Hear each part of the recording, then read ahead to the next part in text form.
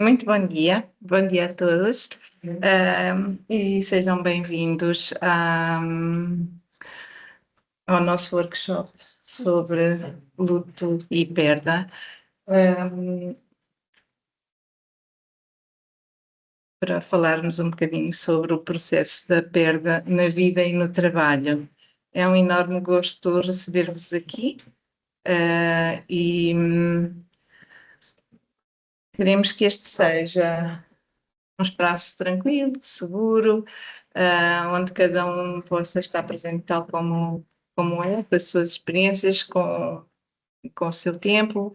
Vamos ter uma parte mais prática, onde poderão ser partilhadas experiências mais práticas.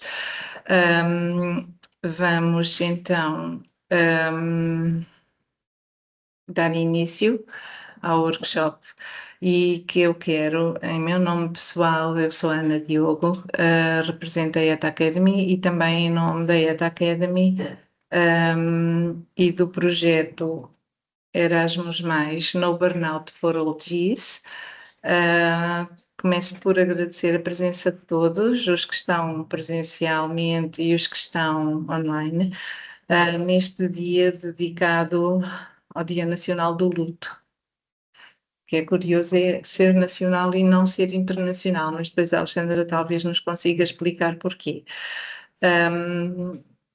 Naturalmente que a vossa participação enquanto pessoas, antes de mais, profissionais, membros de instituições, perdão, instituições ou cidadãos inseridos na comunidade, é essencial para tornarmos este tema mais visível, mais compreendido e, acima de tudo, mais humano. Este workshop tem adjacente aquela que será a paisagem das nossas perdas, não é?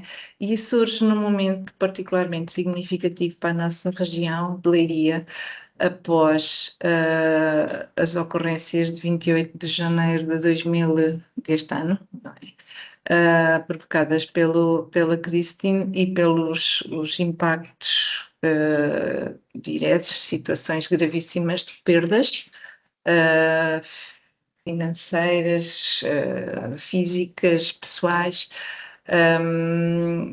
Algumas dessas perdas são muito visíveis, outras são silenciosas, mas muito profundas. Portanto, todas estas situações de perda, seja porque perdemos alguém, não só nesse contexto, seja porque perdemos, houve pessoas que tiveram, empresas que encerraram, pessoas que ficaram no desemprego, pessoas que tiveram familiares em situações terríveis e, portanto, relativamente ao projeto que eu represento aqui, que está ali muito ligado ao no burnout, ao burnout organizacional, o que se entende é as pessoas tiveram que voltar ao trabalho independentemente das perdas que sofreram e têm que continuar a sua vida, têm que trabalhar e essa é a chamada perda invisível, não é? Porque a pessoa está ali naquele processo em que ainda está a tentar lidar com o luto, e está a ter que trabalhar e dar o seu melhor. Portanto, estas experiências de perda fazem parte das nossas vidas, mas muitas vezes não são muito entendidas ou suficientemente visíveis por parte daqueles que gerem as nossas empresas e as nossas organizações, mas também eles sofreram perdas, até esses gestores. Portanto, é de parte a parte, muitas vezes. Uh, eu ia sugerir que pensassem em algo ou alguém que perderam, e de que forma é que essa perda influenciou a forma de viverem ou de trabalharem, mas é só mesmo para pensarem. talvez mais tarde, na prática, consigam então com a Alexandra partilhar essa ocorrência. Portanto, este dia pretende recordar-nos destas situações, mas também reconhecer o impacto dessas perdas nas nossas vidas, ok? É importante sublinhar que, pronto, tal como já disse, quando falamos de morte, não estamos a falar apenas, quando falamos de perdas, não estamos a falar apenas da morte, estamos a falar de pessoas, a perda de estabilidade, não é? Que aconteceu muito visivelmente nesta ocorrência. A perda de projetos de vida, a perda de emprego, a perda de referências, sei lá, um divórcio, um filho que sai de casa e que vai estudar para a universidade, tudo isto são processos de luto mais ou menos profundos com os quais as pessoas têm de lidar. E essas situações acontecem em simultâneo com a exigência que temos de continuar a trabalhar, não é? Muitas vezes até a cuidar e também a responder. Portanto, e porquê que o projeto se chama Oldies? A verdade é que esta foi uma nomenclatura criativa que eu arranjei para este projeto, porque sendo um projeto que está diretamente relacionado com o burnout, nós quisemos incluir no projeto o burnout que é vivenciado pelos trabalhadores migrantes que vêm, que estamos a receber muitos, viver para o nosso país. E eles, não só eles, mas acima de tudo eles, têm experiências muito difíceis de vida porque estão a deslocar-se de país, estão a começar a sua vida num país diferente, muitas vezes sozinhos, outras vezes com a sua família, o que acarreta uma responsabilidade maior. E, portanto, eles têm a dificuldade muitas vezes de se conseguirem perceber, integrar numa comunidade, perceber como é que funciona e ao mesmo tempo ter que começar a trabalhar logo, não é? Porque eles são muitas vezes pessoas sem grandes posses. E têm a dificuldade da língua, e têm a dificuldade da aculturação, e têm a dificuldade de arranjar uma habitação e de arranjar soluções para os filhos e de arranjar informação sobre como é que funcionam as instituições, as escolas, que apoios é que há. Portanto, há todo um conjunto de situações que eles vêm no desconhecido.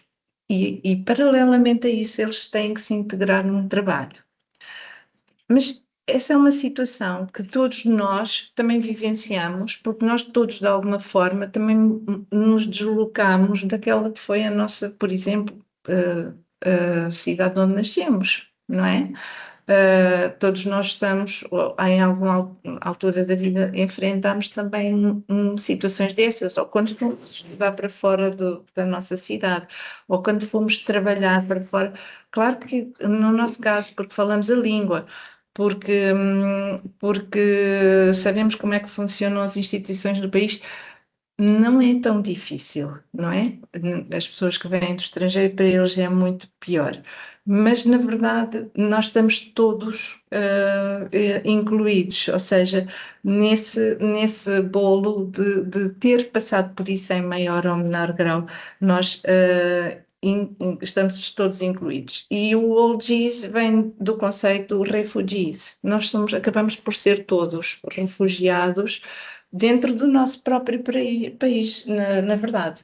Por isso, o projeto não é só exclusivamente direcionado para refugiados, migrantes ou outras pessoas não nativas, mas inclui-nos a todos. Portanto, muitas vezes o deslocamento não é apenas geográfico, muitas vezes o deslocamento é dentro, é psicológico ou é emocional, é dentro até da organização, quando mudamos de emprego. Deixa à vontade, não há problema. Se quiser chegar um bocadinho à frente, deixa à vontade. E o que é que acontece? Acontece que nós estamos a passar por situações difíceis, e ao mesmo tempo vamos ter que ir trabalhar, não é? Ah, e dentro da superfície laboral do nosso local de trabalho, temos à nossa espera a carga de trabalho, a pressão e os prazos, as exigências diárias, um e-mail que não para de apitar, de apitar chegadas, mas temos a nossa sombra emocional dentro de nós o tempo inteiro. E estamos ao mesmo tempo a lidar com o peso das nossas perdas não reconhecidas por parte dos nossos colegas, dos nossos superiores, ou seja, estamos a vivenciar um luto silenciado, e ao mesmo tempo nós próprios experienciamos esta instabilidade e desgaste pessoal, porque na verdade nós quando temos que continuar a viver, nós não conseguimos de forma nenhuma deixar os nossos problemas à porta do nosso local de trabalho, ok? Portanto, está tudo a viver connosco. O ciclo acaba por ser, ter uma origem num sofrimento que é oculto, nós tentamos ocultar perante as pessoas com quem lidamos. A perda é vivida em silêncio e sem um espaço próprio para se fazer a respectiva integração. Internamente, nós acabamos por atingir, em grande parte dos casos, o nível da exaustão emocional, ou seja, internamente nós fizemos um esforço invisível tão grande para continuar a funcionar enquanto fazemos o luto, e eu já passei por um processo muito difícil de luto que é infindável, não é? Apesar de já terem passado 20 anos, e ter que continuar enquanto se faz o luto, ter que continuar a prover, a trabalhar, a dar o nosso melhor, muitas vezes até encarado pelas pessoas que estão à nossa volta como, não, mas vai trabalhar porque faz-te bem e vai-se esquecer. Mas a verdade é que o sofrimento continua lá, oculto, muito oculto e muito, muito vivido. Portanto, nós depois podemos chegar ao problema do sintoma relacional em que muitas vezes acontece uma desconexão, e isto já em processo de burnout, desconexão e conflito, porque começamos a ficar com dificuldade de concentração, muitas vezes precisamos mesmo de optar pelo absentismo, ficamos mais isolados, mais calados, e portanto a comunicação também começa a falhar um pouco. E isto leva efetivamente ao impacto sistémico, que é o burnout organizacional, em que se dá a falência total da sustentabilidade individual e coletiva no trabalho. Portanto, a resposta a este projeto, e para terminar, entretanto, para dar a palavra a quem realmente sabe mais sobre este assunto, o projeto pretende dar algum nível de literacia em saúde mental, portanto, tornar mais visível aquilo que é invisível. Ao mesmo tempo, está muito direcionado para apoiar os líderes de empresas e as suas equipas, capacitar as empresas para a empatia estrutural, e para dar também ferramentas práticas, ou seja, criar recursos de integração e mitigação de risco. E por fim, tem também foco na vulnerabilidade, portanto, proteger quem acumula desafios como trabalhadores migrantes. No âmbito deste projeto, nós estamos a construir uma plataforma sobre burnout. Será noburnout.eu, porque é um projeto europeu, Erasmus, onde vamos disponibilizar várias ferramentas, desafios diários para as pessoas irem lá todos os dias fazer pequenos desafios muitos deles de mindfulness, para aprenderem a lidar um bocadinho melhor consigo próprios e com as perdas, e também instrumentos para os empresários terem forma de lidar melhor com os trabalhadores que estão neste processo de luto ou perda. Portanto, esta sessão vai ter esta estrutura. Primeiro, vamos ter aqui connosco a Rita, que nos vai transmitir a vivência pessoal e comunitária e o impacto da tempestade Christine.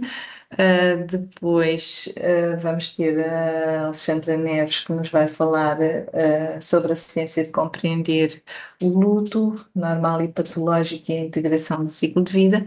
E por final, também a Alexandra vai fazer uma parte prática com simulações e ferramentas e estratégias, autorreconhecimento e estratégias de apoio.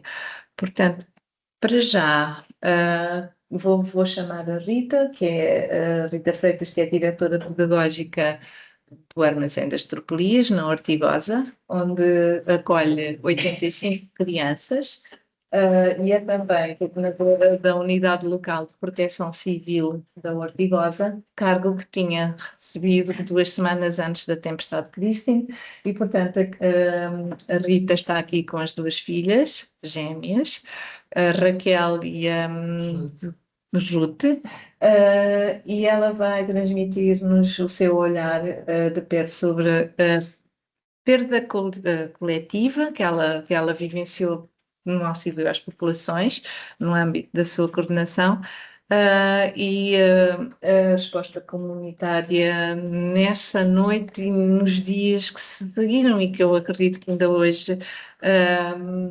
esteja a trabalhar nisso. Portanto, Rita, tens a palavra. Ora, muito bom dia a todos, bom dia também a quem está online.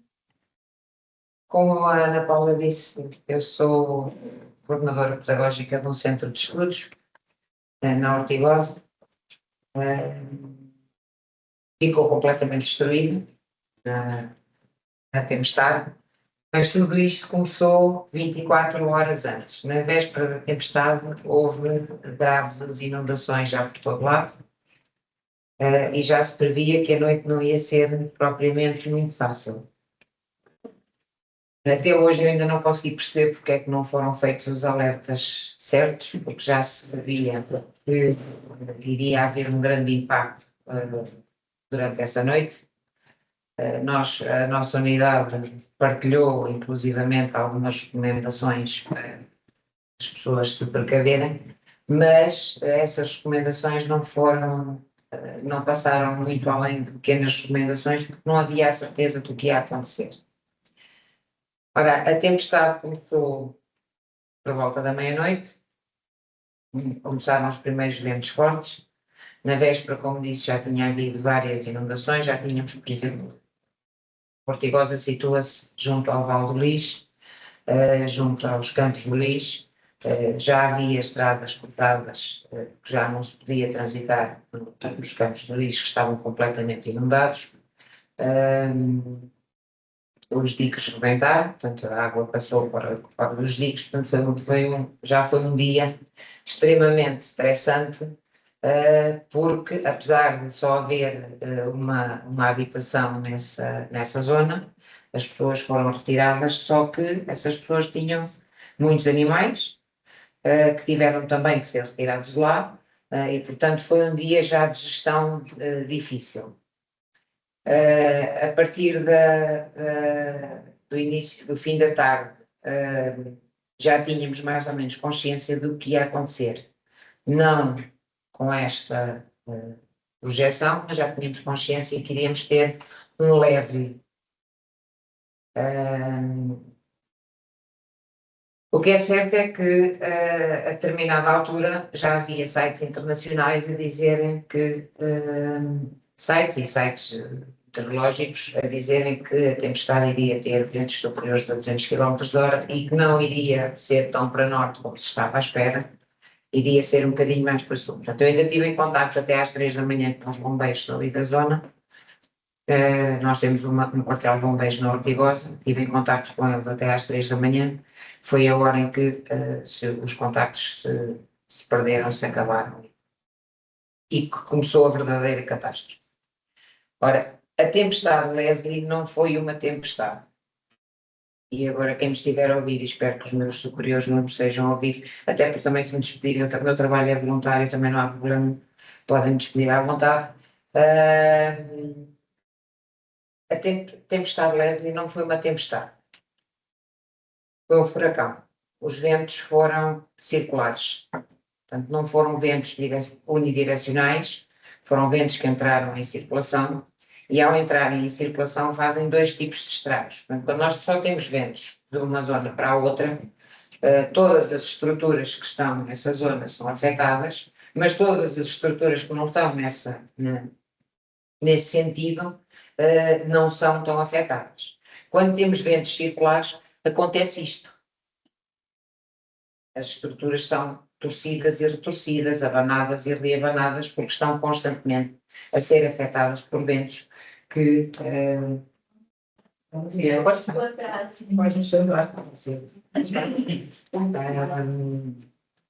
portanto, foram ventos que ninguém consegue bem explicar. Tivemos a sorte de ver ventos serem durante a noite. Isto decorreu durante cerca de 3 horas.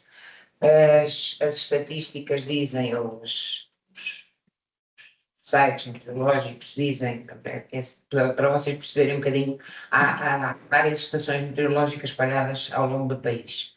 Há algumas que estão ligadas diretamente ao IPMA e são as consideradas oficiais, e depois há as oficiosas que não estão ligadas ao IPMA, mas que nos dão outro tipo de medições.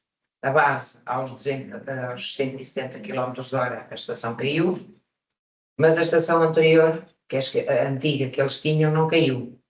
Portanto, ainda foram feitas medições na base aérea, sim. Ainda foram feitas medições ali naquela zona de cerca de 210 km/h. O que é certo é que nós tivemos na Ortigosa um pico de 278 km/h e tivemos ventos médios durante 3 horas de 240 km/h. Portanto, não há estruturas que suportem isto.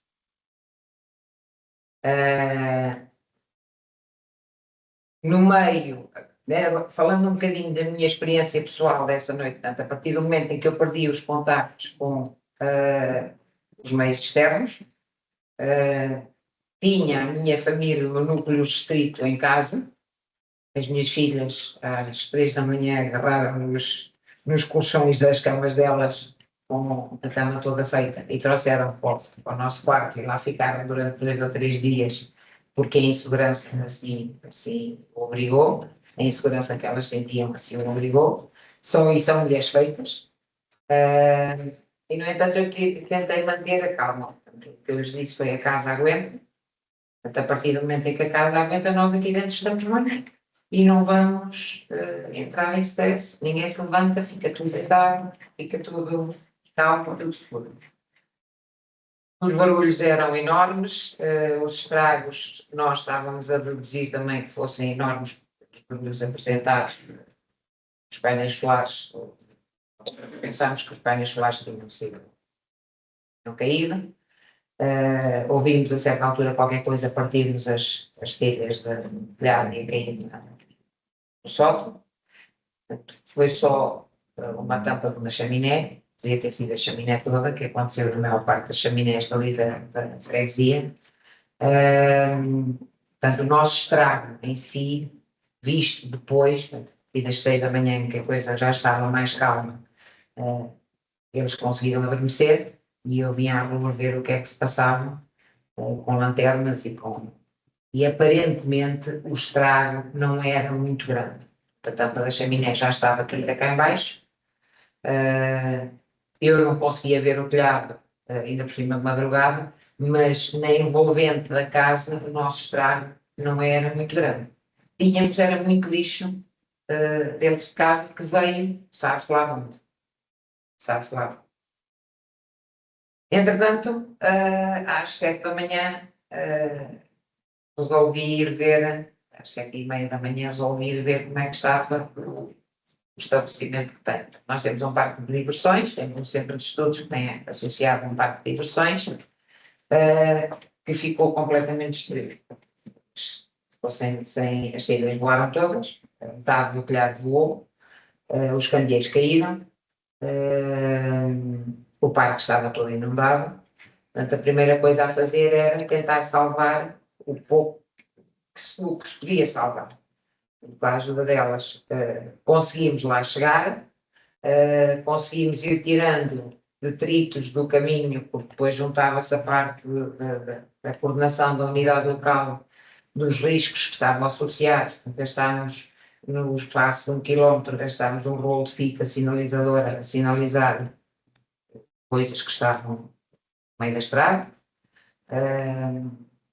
Uma delas teve que tirar um daqueles ailerons que existem nos caminhões por cima, estava no meio da estrada, foi tirar aquilo no meio da estrada e o meu carro,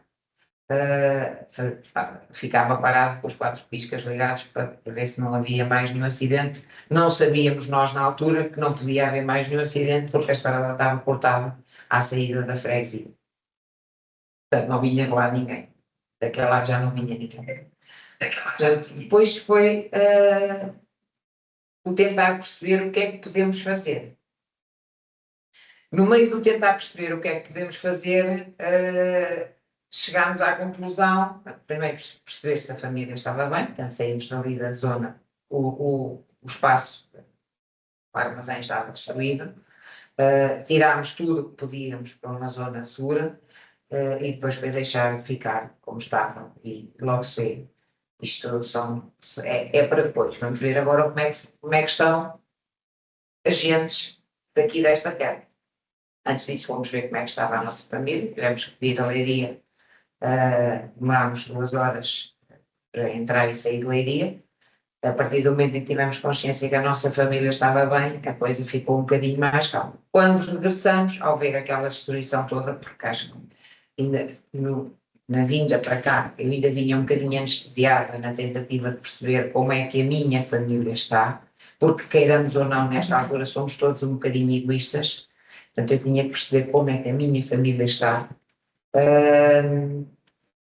E quando estava no regresso foi quando tive consciência, quando vi esta imagem, por exemplo, quando tive consciência de que o estrago tinha sido extremamente grande. E a certa altura parei o carro e perguntei por onde é que começamos. Temos que começar por algum lado, por onde é que começamos. E o processo de luto é aqui que começa.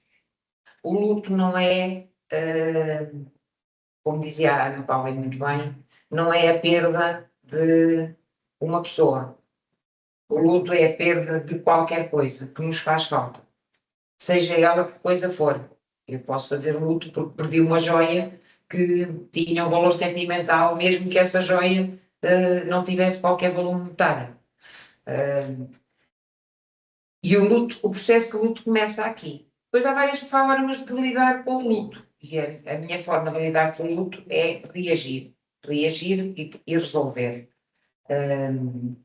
E até hoje não senti ainda psicologicamente necessidade de ter algum apoio.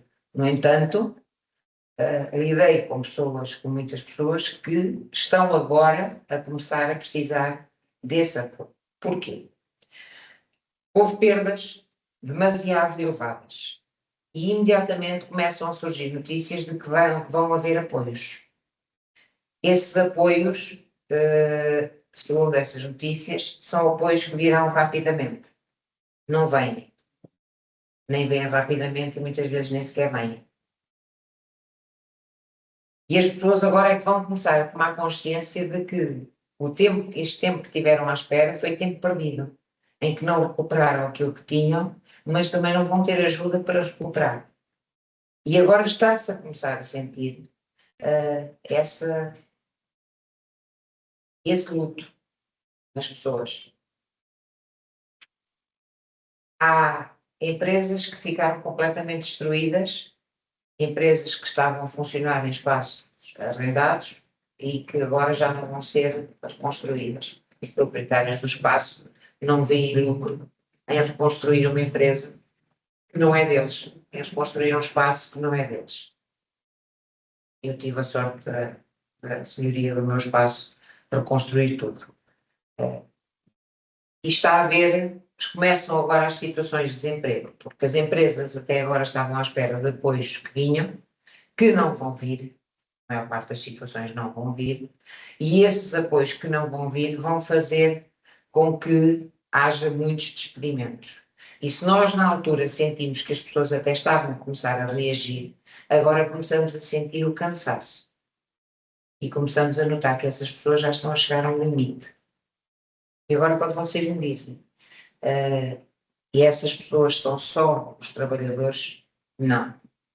Não são só os trabalhadores, não são só os empresários, não são só os funcionários que deram a cara, sejam das autarquias, sejam das juntas de freguesia, sejam voluntários, sejam os moteiros, não são só esses. Esses, neste momento, acima de tudo, quem está nos cargos de topo é quem está a sentir o maior desgaste, porque começa a ver que não tem forma de reagir. Eu vi uma entrevista há pouco tempo do presidente da Câmara daqui de Leiria, uma pessoa que eu conheço há muitos anos, já trabalhei com ele, e notei, tinha visto há relativamente pouco tempo antes da tempestade, e notei que ele envelheceu 10 anos no espaço de meia dúzia de meses, e envelheceu na forma de estar. Próprio presidente da junta lá da Ortigosa chegou houve uma altura que ele não sabia para que lado é que sabia de virar. Portanto, nós começámos a ter que lidar com aquilo que as pessoas perderam. Não é aquilo que nós perdemos, mas aquilo que os outros perderam faz com que seja aquilo que nós todos perdemos. Nós deixámos de ter estabilidade, nós deixámos de ter paz, nós deixámos de ter calma. Há uma diferença entre um luto que se faz de uma pessoa que morre e o luto de uma tempestade. O luto que se faz de uma pessoa que morre é um luto que pode demorar, deve demorar. O luto não é uma coisa que se passa de um dia para o outro, mas que nós sabemos que àquela pessoa aquilo já não volta a acontecer. No caso de uma catástrofe destas, nós sabemos que isto vai voltar a acontecer. Não há aqui ninguém que tenha assistido, mas já aconteceu uma situação exatamente igual em 1941, dia 15 de fevereiro de 1941, em que Portugal foi todo afetado, não foi só Leiria, mas que o epicentro foi em Leiria, e aconteceu exatamente a mesma coisa. Houve centenas de mortes, mas não se fala disso, porque as pessoas na altura tinham que reagir. Não iam estar à espera de ver quem é que os ia apoiar, porque não havia sequer esse tipo de apoios. Não havia como há hoje. E acho que o atrasar destes apoios é que veio trazer muita angústia. Muita angústia. E que está a trazer muita angústia. Ora, eu lido diretamente com crianças. A minha preocupação maior, naquela altura, além de andarmos a tapar telhados das casas uns dos outros, da minha inclusivamente, foram vizinhos que me foram tapar as telhas que se tinham partido com a tampa da chaminé, além de andarmos a tapar as casas uns dos outros, havia que dar uma resposta às pessoas, havia que dizer que têm que ter calma, têm que esperar, as coisas não é com a mesma velocidade que se reconstrói aquilo que o temporal destruiu. Só que nós hoje em dia não temos capacidade para esperar. Queremos tudo muito rápido. E isso fez com que nós tivéssemos que reagir também de uma forma muito rápida. E eu, pessoalmente, tinha que reagir de uma forma ainda mais rápida, porque eu trabalho com crianças, o Centro de Estudos recebe as crianças a tempo inteiro quando as escolas não estão a funcionar, as escolas iam ficar fechadas durante mais tempo, portanto eu tinha que pôr o meu espaço a funcionar para que os pais pudessem deixar ali as crianças, para lhes dar alguma normalidade. As crianças que não vieram até a escola começar, houve algumas que regressaram logo, nós conseguimos abrir na terça-feira seguinte, com o parque de diversões fechado. Portanto, o primeiro impacto deles foi perceberem que o parque de diversões não estava, não podia ser utilizado. O resto da estrutura estava intacta, portanto não havia problema. E que tinham que arranjar outras formas de se divertir, outro tipo de jogos, outro tipo de atividades, etc. Mas foi tentar trazer àquelas crianças alguma normalidade. O problema que eu notei principal foi que ninguém lhes explicou que agora eles iam ainda ter consequências de tudo aquilo que se passou. Portanto, a maior parte das crianças que nós recebemos ficaram escondidas em caves, dentro de caves, em caves, debaixo de vãos de escada, em arrecadações, porque as estruturas das casas, tivemos crianças em que caíram dinheiros em cima das casas, tivemos crianças em que parte do telhado foi todo arrancado das casas, tivemos crianças que a chaminé caiu precisamente no quarto delas, por sorte elas não estavam no quarto, e depois há que saber fazê-las reagir a isto. E agora, eu não estou bem, tenho tudo destruído à volta, como é que eu faço os outros ficarem bem? Tarefa difícil. É uma tarefa quase impossível, mas que tem que ser feita. E como é que se faz isto com crianças? Falando. E é o que a maior parte dos pais não está a fazer. Não falam com as crianças. Portanto, nós neste momento temos uma brisa, um vento ligeiramente mais forte, vamos falar nos 70 km/h, e temos crianças a entrarem a ter ataques de pânico. Porque não lhes foi explicada a diferença daquilo que passaram naquela noite e do que se vai passar agora no resto dos invernos todos que vão acontecer. E no que se vai passar agora no verão, que vai trazer muito mais destruição. Nós não podemos estar à espera de ter um verão calmo, porque o verão não vai ser calmo. O verão vai ser de alerta total. Queiramos ou não, nós estamos constantemente em alerta neste momento, porque vai haver mais perdas. Nós tivemos, por exemplo, perdas de vidas humanas. Fomos uma das freguesias que tivemos uma perda de uma vida humana que estava a arranjar o telhado de um vizinho e que caiu. À tarde, eu tive ir ao hospital de Dura e estava lá, e a minha situação era completamente urgente, só acidentados entrar de quedas de telhados. Mas imensos, imensos. Vai ter prioridade, não é? Imensos. Tratamento planeário e telhados arranjar estado. As pessoas esqueceram-se de pôr a segurança à frente do resto. É urgentemente necessário. Exatamente. Então chegámos a um ponto em que tivemos que parar, tivemos que juntar as crianças e tivemos que ter uma conversa com elas e explicar-lhes aquilo que os pais não têm capacidade para explicar porque eles próprios não estão bem. O que aconteceu agora vai continuar a acontecer mais cedo do que nós pensamos. Nós neste momento estamos com um sistema climatérico internacional extremamente preocupante. Portanto, se vocês me disserem para o ano isto pode acontecer, pode. Para o ano pode ser pior, pode. Não há que resolver os problemas pela metade. Não há que reconstruir para retalhar. Neste momento é preciso criar estruturas seguras para podermos estar mais ou menos descansados. Além de lidar com as crianças e de lhes explicar que isto vai voltar a acontecer, que pode acontecer, que se acontecer durante o dia onde elas estiverem, como é que devem reagir, o que é que devem fazer, obrigá-las a falar sobre o que sentiram, obrigá-las a chorar, obrigá-las a brincar, obrigá-las a trabalhar dentro do cérebro delas este assunto, não é uma situação fácil. Quando eles chegam a casa e tudo fica em silêncio. Quando chegam a casa, ninguém lhes vai dizer o que é que têm ou o que é que não têm que fazer, o que é que aconteceu ou o que é que não aconteceu. Na maior parte das casas ainda não há um sistema de emergência interno que nós, por exemplo, em casa sempre tivemos, feito de profissão, quer interno, quer nos carros. Por exemplo, eu lembro quando as minhas filhas eram pequeninas, eu dizia, se gritarem e tivermos um acidente, como é que elas deviam colocar na cadeira para não sofrerem consequências. Portanto, às vezes treinávamos isso durante a viagem. Eu dizia, vamos fazer um treino. E elas sabiam que tinham que puxar as pernas para cima, meter a cabeça no meio das pernas e tapar a cabeça. Não era? E então, trabalhar isto com as crianças, trabalhar este medo com as crianças não foi fácil. Passei para uma fase diferente, para a fase da unidade local. A unidade local de proteção civil tinha começado há 3 semanas, cerca de 3 semanas antes tinha sido formalmente criada.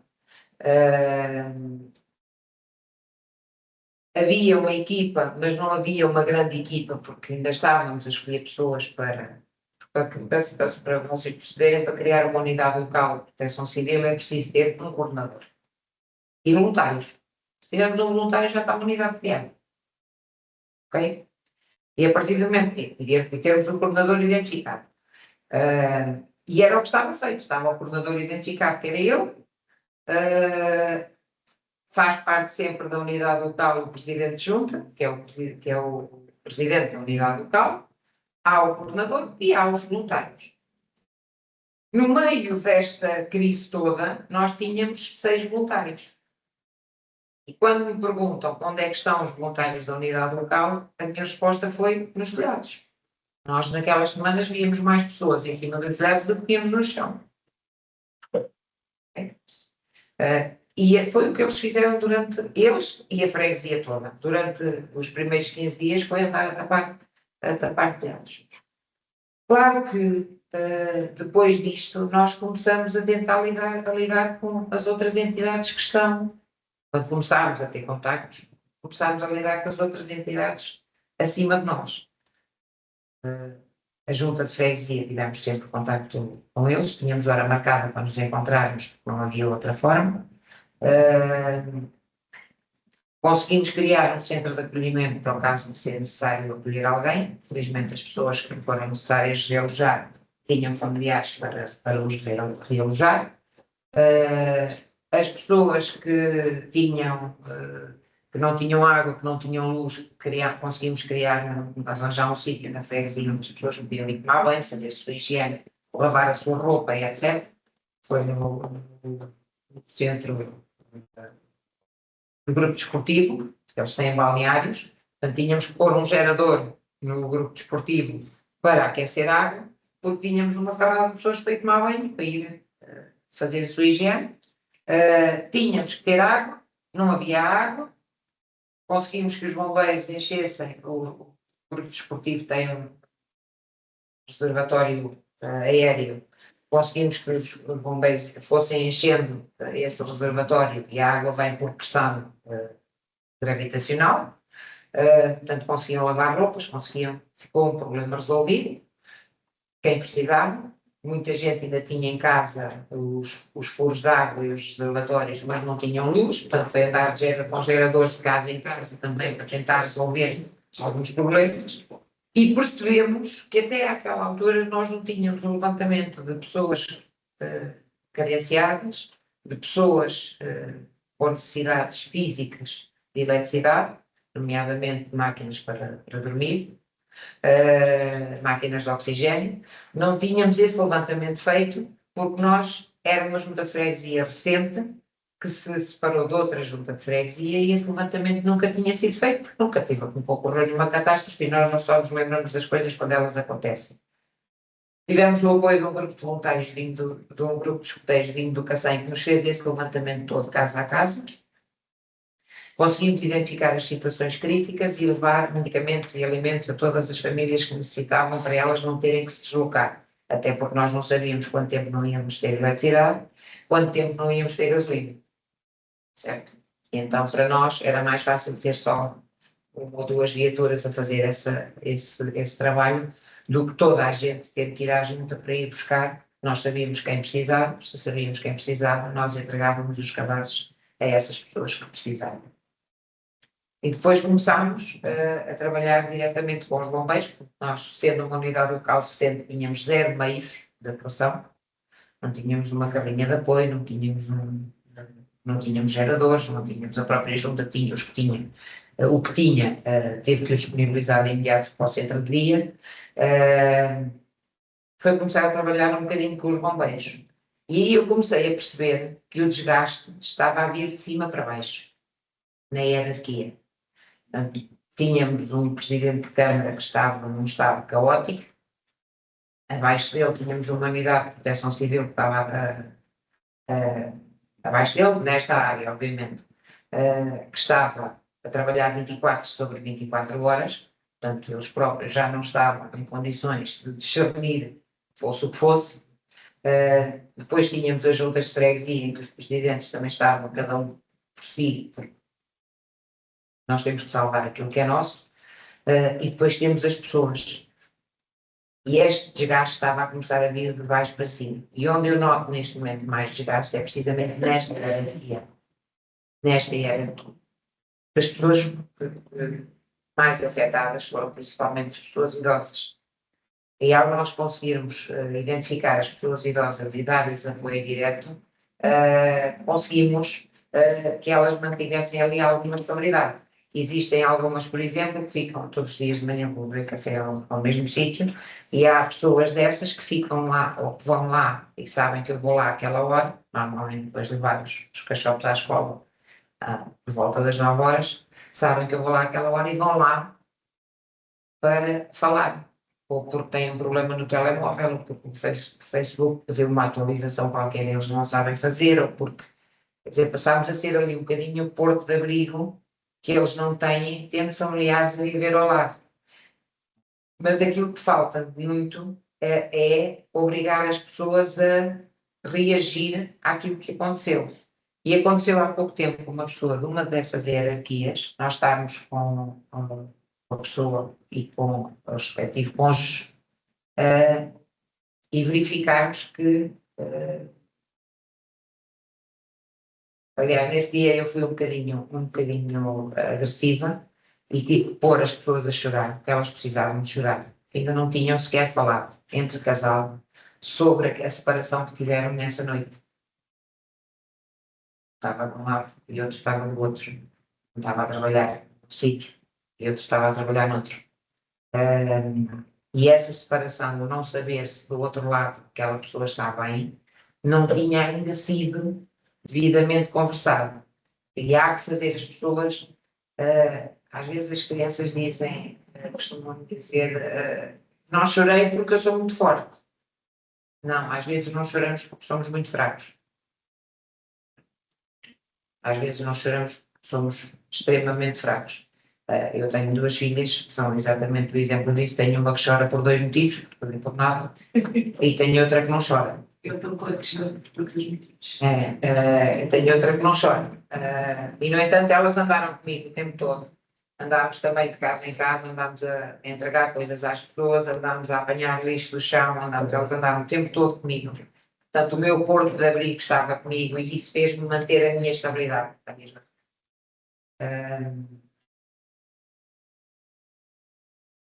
Dentro destas estruturas, agora vamos começar a notar a falha nas estruturas. Porquê?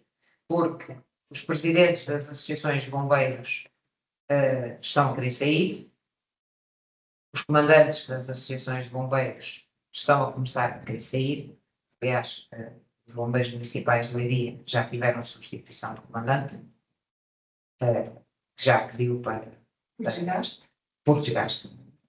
Que já pediu para sair, e haverá outras situações deste género. Portanto, o que é o luto aqui? O luto aqui é nós sabermos voltar a reconstruir, sabendo que vai voltar a ser destruído.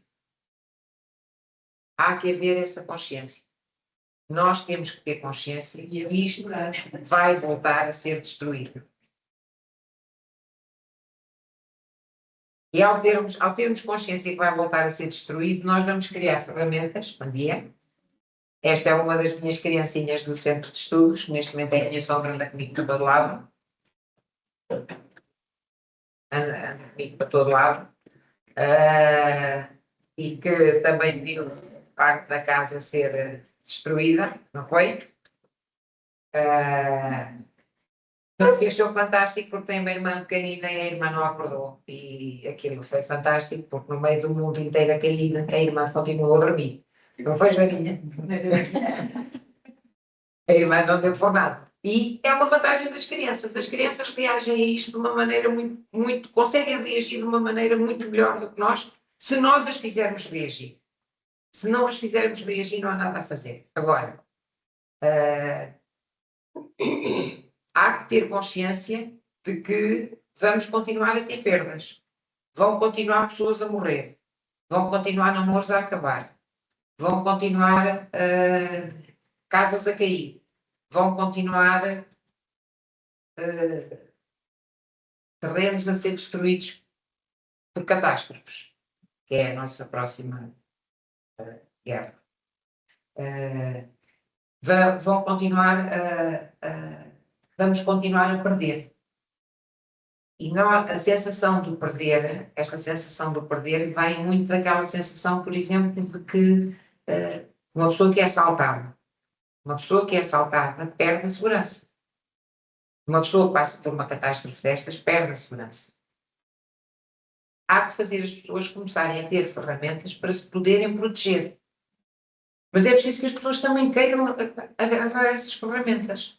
E muitas vezes nós não vemos as pessoas a quererem agarrar essas ferramentas. Nós sabemos que há formas de proteger. Se o vento não entrar numa casa, ele não vai procurar sítio por onde sair. Agora, se ele entrar, ele tem que sair. Se estiver tudo fechado e devidamente isolado, o vento não entra. A partir do momento em que não entra, não tem que sair. Não há destruição. Ok?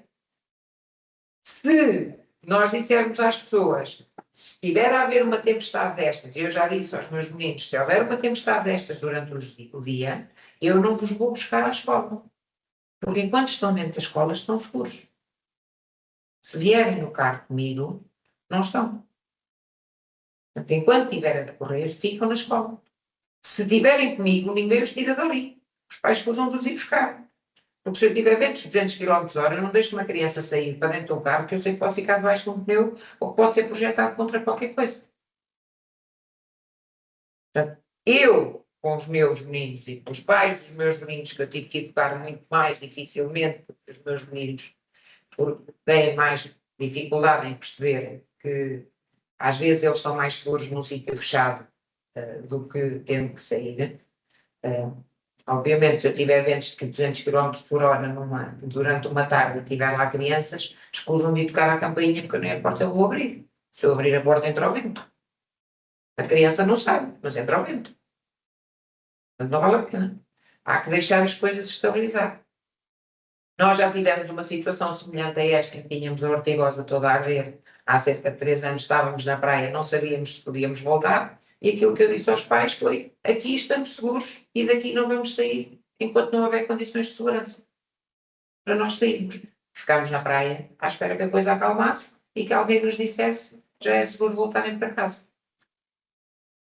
Nessa noite uma criança foi para a nossa casa porque a casa dela estava em risco e os pais precisavam de reagir e a criança ficou bem na nossa casa. Não, foi o canadismo. Sim, saber atrás do vento explica de alguma forma o que aconteceu ao pavilhão dos bombeiros. Explica. E explica porque é que não aconteceu, por exemplo, no pavilhão dos bombeiros da Ortigosa. O que é que aconteceu? Os bombeiros daqui, os bombeiros voluntários, tiveram uma chamada para uma emergência. Tiveram uma ou várias chamadas para sair. Tiveram que abrir os portões. No momento em que os portões estão abertos, o vento entra. O que é que aconteceu nos bombeiros da Ortigosa? A primeira chamada que eles tiveram foi pouco antes das 3 da manhã. Ou numa das chamadas que tiveram foi pouco antes das 3 da manhã, que foi logo nos primeiros ventos. E os primeiros ventos fecharam logo a Nacional de um lado e do outro. E eles ficaram ali trancados, não tinham como sair. A partir do momento em que não têm como sair, recolhem ao quartel e fecha-se tudo. e comunicam, nós não temos como sair porque as estradas, eles estão à frente da Estrada Nacional, se a Estrada Nacional está fechada nos dois sentidos, à saída do quartel, ou pouco depois do quartel, não há forma de sair. Então, se não há forma de sair, vamos recolher. E ao recolherem e ao fecharem tudo, o quartel não sofreu um único estrago. Deve ter sido a única instituição, casa, etc., naquela zona, que não sofreu um único estrago. Os bombeiros daqui tiveram que sair, os bombeiros municipais tiveram, os municipais não, os sapadores, tiveram que sair, e a partir do momento em que têm que sair, abrem a porta. Abrem a porta. A partir do momento em que abrem a porta, há destruição. Nos sapadores de Leiria, isso não acontece tanto, porque por cima do parque de viaturas tem placa, o que não acontecia nos bombeiros voluntários. Os bombeiros voluntários só tinham por cima, só tinham a telha. A partir do momento em que abrem o portão e entra o vento, foi tudo projetado. Aquelas telhas não se sabe onde é que estão. As telhas do nosso pavilhão, por exemplo, num raio de 500 metros não estão de certeza porque nós não as vimos lá. Tivemos piscinas a ser projetadas, piscinas inteiras, temos uma fábrica de piscinas a ser projetadas mais de 100 metros. Por acaso ficaram enfiadas na fábrica que estava em frente. Nós tivemos aqueles reservatórios, temos uma fábrica com reservatórios que faz reservatórios de água, que está a cerca de 200 metros da autoestrada. Tivemos reservatórios de água de 1000 litros e 2000 litros a passear na autoestrada. Foram projetados para lá. Portanto, foi. Agora, isto vai voltar a acontecer, vai voltar a acontecer. Como é que nós nos podemos proteger? No Leslie, uma das piscinas, por exemplo, já foi projetada para o meio da estrada. Foi só uma, agora foram 7 ou 8 que lá estavam espalhadas, né? Estavam espalhadas no meio da estrada. Há que criar há que sensibilizar aqueles proprietários daquela fábrica, tem que criar ali uma estrutura de segurança para trancar aquelas piscinas que estão ali expostas, no caso de haver uma situação de alerta. Mas também é preciso fazer que esses alertas saiam, porque a maior parte das pessoas não tem consciência de quando eles vão sair. É preciso fazer essa projeção. E isto é o que está a ser neste momento mais difícil, é fazer as pessoas verem, as pessoas estão a tentar resolver os problemas atabalhoando tudo. E ao atabalhoarem tudo, estão a criar um problema para o próximo problema, para a próxima tempestade que houver, seja ela de ventos, seja ela de fogo. Então, muitas vezes, por interromper, aquelas mensagens que recebemos, Próximo. Sim. são assim, para mim falam, eu vejo e assim. Não presta devida Se calhar atenção. não damos devido valor, não é? E não damos a devida atenção. Porque naquele dia até está um dia espetacular. Sim, durante o dia teve um dia espetacular, na noite anterior sim choveu muito, mas naquele Apesar dia dos está. alertas, não é? Oh, Mas não são só vocês, não somos só nós os comuns mortais. Nós fizemos, nós informamos. Eu sigo um site que às 4 da tarde do dia anterior me deu um alerta de ventos de 200 km/h a entrar entre o Pedrógão e a Figueira. E eu comuniquei a todas as entidades. E a comunicação não saiu. Ninguém recebeu esse alerta agora. Porquê? Foi para evitar pânico? Ou foi para evitar, ou foi porque não tinham consciência que a coisa ia ser mesmo assim? A mesma coisa com o tsunami que houve em 2004 ou 2005 na Indonésia. O alerta foi dado às entidades e não passou para fora, porque se eles tivessem aquela população toda a tentar sair, o número de mortes ia ser muito superior. Portanto, aqui há que saber gerir entre quantos é que vão morrer e quantos é que vamos conseguir salvar. Mais vale dizer e morrerem 300 ou não dizer nada e só morrerem 100. A questão aqui está um bocado assim. Mas depois também temos que criar nas pessoas um sistema de segurança para elas começarem a perceber que quando houver ventos desta dimensão não podem abrir as portas e vir cá fora ver o que é que está a acontecer. Eu vi filmagens de animais de estimação a voarem. Mas as pessoas deviam ter essa informação, mais que não fosse para proteger aqueles bens mais exteriores, que estão nas varandas, estão nos terraços, os animais que estão na rua. Mas se vocês seguirem, por exemplo, a nossa, Danos maiores. se vocês seguirem a nossa página, esse alerta foi feito na véspera, às 8 da noite, a dizer exatamente o que deviam fazer, prender estruturas que estivessem soltas, prender, resguardar os animais de estimação. Esses alertas foram todos feitos. Mas Alguns sites mandaram esses alertas para Mas esta nós sabemos, e eu tenho encontrado lá na varanda e tirei aquilo tudo, tivemos aquilo tudo, a vizinha que estava lá fora, foi tudo lá dentro. Pronto, nós recebemos e tivemos esse cuidado. Talvez por isso é que Mas aqui em dia não recebi nada. a maior parte das pessoas não tem consciência, não teve consciência que aquilo ia ser assim, pronto, ia ser mais uns vídeos. mas claro que eu vejo nada por desconhecimento. Eu estou de ligação. Nada com esta dimensão. Ninguém Só deu imaginava. uma alerta, olha, vamos ter vento. Mas quando aconteceu, às vezes de manhã, eu tomo medicação que agora me ser muito bufante. Portanto, da sorte, está aqui limite. Mas o meu marido e o meu filho assistiram, e o que é que o meu marido lá está, com desconhecimento? Veio à varanda ver o que estava a passar. Claro que levou com tudo, com terra, com o vento, para a cozinha. A Proteção Civil não ligou aos avisos de muitas estações amadoras dela. A maior parte das estações amadoras que eu sigo estavam vindos todos acima de 200 km/h, estavam alerta, vermelho, e a ProSig manda-nos uma mensagem às 5 menos a 1 da tarde, ventos intensos até 140. 140 km/h é um vento forte. Ok? É um vento forte. Portanto, ninguém ligou. Ninguém deu, não, isto vai ser um ventinho. E não deram e houve um aviso. Eles viram às 8 da noite e às 9 da noite a coisa ia piorar. Ninguém viu. Não sei. Porque aquela hora não estão acordadas, nem podem ver, ok, isto vai haver um problema durante a noite da madrugada, vamos escrever. Ninguém. Eu não me lembro quem foi que enviou mensagens, mas eu passei o dia inteiro a receber mensagens de aviso de uma situação catastrófica, palavra que nunca tinham utilizado. E assim, às vezes é uma questão de nós olharmos para a forma como eles nos põem as coisas também. E quando nós temos Se tem sido comunicado nos telejornais, as pessoas tinham-se precavido. E tinham-se precavido norte a sul do país. Eu prefiro ter que tirar as coisas do jardim 50 vezes e depois aquilo apanhar o norte, do que não ter tirado e apanhar no mim. Certo? O que nos estadiam são os mísseis. Os entrando em casa por dentro. Exatamente. Partem as portas, partem as janelas e o vento dentro. Nós tivemos chapas metálicas espetadas na parede. E uma rua entrar pela parede dentro. Mora ali no Paulo VI. Não, na Barossa.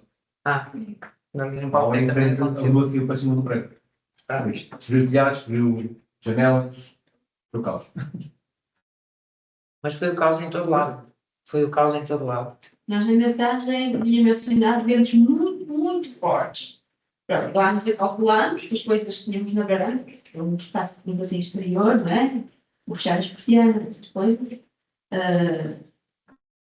Eu posso-vos mostrar depois a informação que recebi do site que sigo, em que dizia que os ventos iam ser superiores ou muito superiores a 200 km/h. Agora é tal coisa que aquela senhora disse, as palavras, não é? São fermes. É assim, chegámos a um exagero. Avisa-se que vai haver, por exemplo, vai haver uma onda de calor para a semana.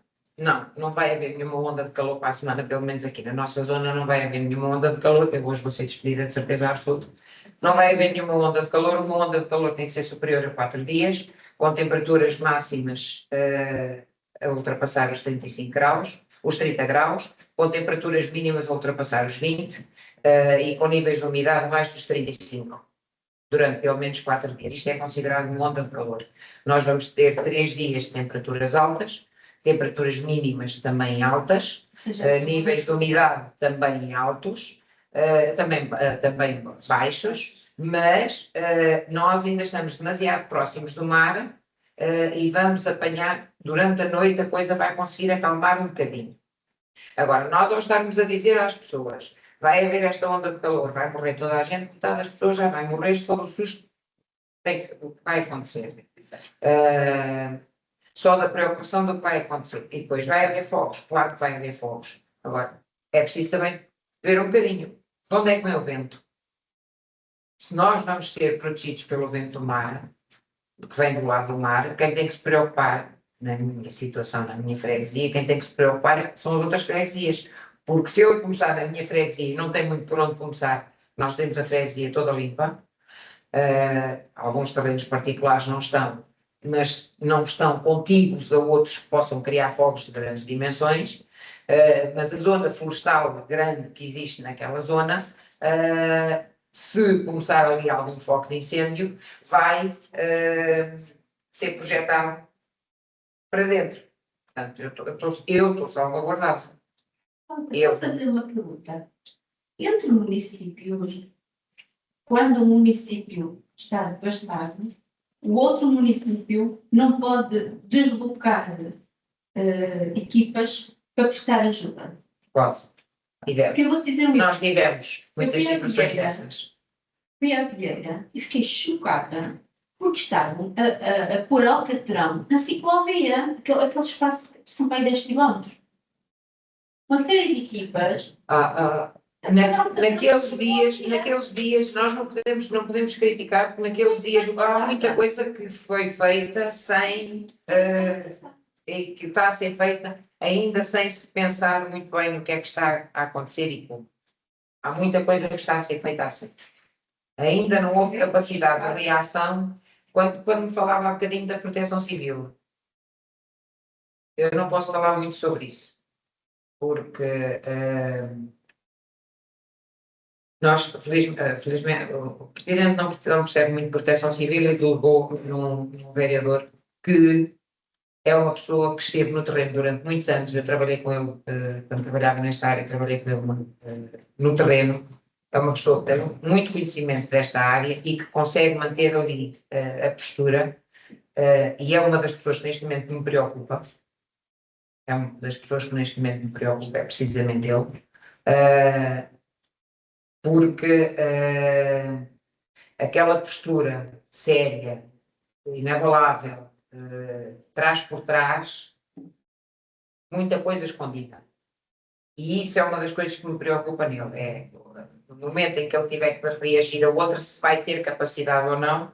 Eu também não o conheço assim tão bem, mas se vai ter capacidade ou não para reagir a outra. Agora, é preciso ter toda uma estrutura, por exemplo, no Serviço Municipal de Proteção Civil, eu sei o estado em que eles estão. Conheço perfeitamente o estado em que eles estão. E muitos deles estão num estado completamente desfeito, sem capacidade de reação. Porque agora ainda vem aí tudo o resto. E todo este processo de limpeza dos terrenos, isto não é estalar os dedos e as coisas limpam-se. Ok? Portanto, Foi isso que me chocou. E o Paulo disse-me assim: se não é assim. É claro que eu sou ignorante desses assuntos. Ele disse: mas tu pensas que isto é assim? neste momento, há que haver essa capacidade de reação e há que fazer as pessoas reagir. É preciso saber se conseguem fazer reagir. E eu queria vos deixar, e termino com um texto que não é meu, mas que é de um autor conhecido, chamado Miguel Esteves Cardoso, que escreveu há uns anos um texto sobre o luto. Mas não lhe chama nada de luto. Então o texto, se me permitirem ler, chama-se Como é que se esquece alguém que se ama? E então é assim, vou passar a ler. Como é que se esquece alguém que se ama? Como se esquece alguém que nos faz mais falta e que nos custa mais lembrar do que viver? Quando alguém se vai embora de repente, como é que se faz para ficar? Quando alguém morre, quando alguém se separa, como é que se faz para quando a pessoa de quem precisamos já não está lá? As pessoas têm que morrer, os amores têm que acabar, as pessoas têm que partir, os sítios têm que ficar longe uns dos outros, os tempos têm que mudar. Mas como é que isto se faz? Como se esquece? Devagar. É preciso esquecer devagar. Se uma pessoa tenta esquecer-se de repente, a outra pode ficar para sempre. Podem pôr-se processos e ações de despejo a quem se tem no coração, fazer os maiores escarcelos, entrar nas maiores peixeiradas, mas não se pode despejar de repente. Elas não saem de lá, estúpidas. É preciso aguentar, mas já ninguém está para isso. mas é preciso aguentar. A primeira parte da cura é aceitar-se que se está doente. É preciso paciência. O pior é que vivemos tempos imediatos e que ninguém aguenta nada. Ninguém aguenta a dor, de cabeça ou de coração. Ninguém aguenta estar triste, ninguém aguenta estar sozinho. Tomam-se conselhos e comprimidos, procuram-se escapes e alternativas. Mas a tristeza só há de passar entristecendo-se. Não se pode esquecer alguém antes de terminar de lembrá-lo. Quem procura evitar o luto prolongou no tempo e desonrou na alma. A saudade é uma dor que pode passar depois de devidamente doída, devidamente honrada. É uma dor que é preciso aceitar. Primeiro, aceitar. É preciso aceitar esta mágoa, esta moinha que nos despedaça o coração e que nos molha e que nos dá cabo do juízo. É preciso aceitar o amor e a morte, a separação e a tristeza, a falta de lógica, a falta de justiça, a falta de solução. Quantos problemas no mundo seriam menos pesados se tivessem apenas o peso que têm em si? Se nos livrássemos da carga que lhes damos aceitando que não têm solução. Não adianta fugir com raiva à seringa. Muitas vezes não há seringa, nem injeção, nem remédio, nem conhecimento certo da doença de que se padece. Muitas vezes só existe a agulha. Dizem-nos para esquecer, para ocupar a cabeça, para trabalhar mais, para distrair a vista, para nos divertirmos mais. Mas quanto mais conseguirmos fugir, mais tempo, mais tarde temos que enfrentar. Fica tudo à nossa espera. Acumula-se tudo na alma, fica tudo desarrumado. O esquecimento não tem arte. Os momentos de esquecimento conseguidos com grande custo, com comprimidos, amigos, livros e copos, pagam-se depois, em conduídas lembranças a dobrar. Para esquecer, é preciso deixar correr o coração de lembrança em lembrança, na esperança dele se cansar. Uma vez mais, muito obrigada. Sei que é difícil, mas foi muito importante a partilha e a seguir ao intervalo, a Alexandra vai dar essas informações preciosas para continuarmos a nossa sessão. Muito obrigada e até já. Vamos ter agora a intervenção da Alexandra Neves, que nos vai falar sobre a coragem de reconstruir, vai-nos falar um bocadinho do reconhecimento do luto, da criação de caminhos de sentido e de cuidado e vamos aprender todos um pouquinho com isso.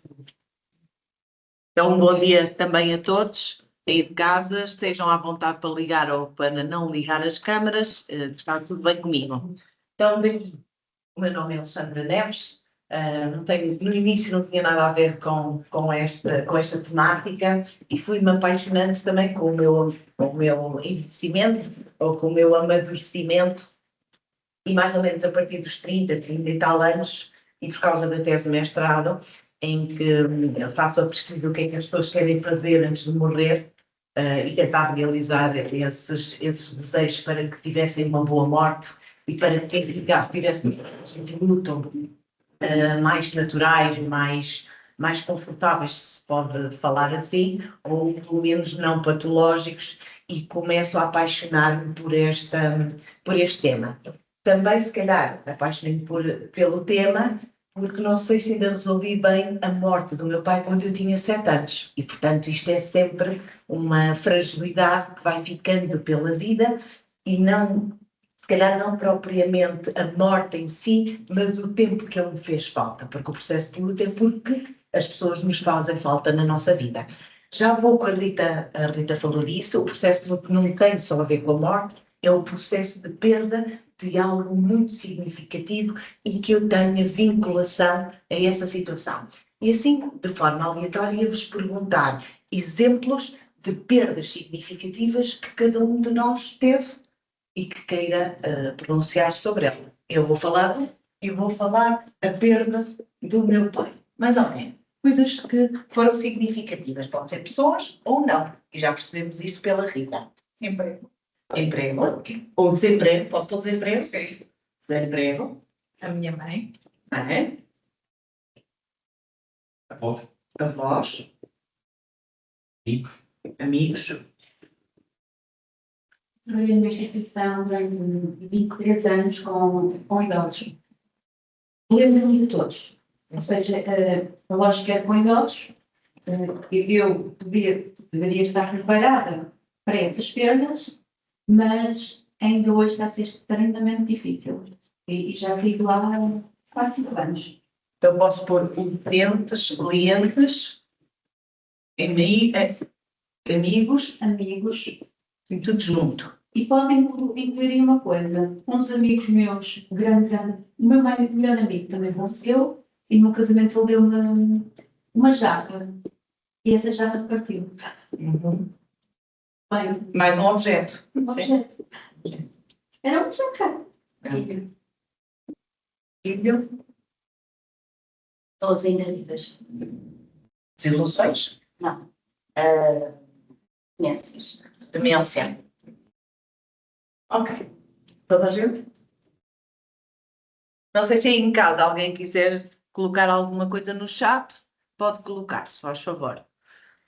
Então já percebemos que não tem só a ver com a morte, mas com o processo. E o nosso processo de luto é feito por várias fases, por várias vivências e tem exatamente a ver com esta vinculação.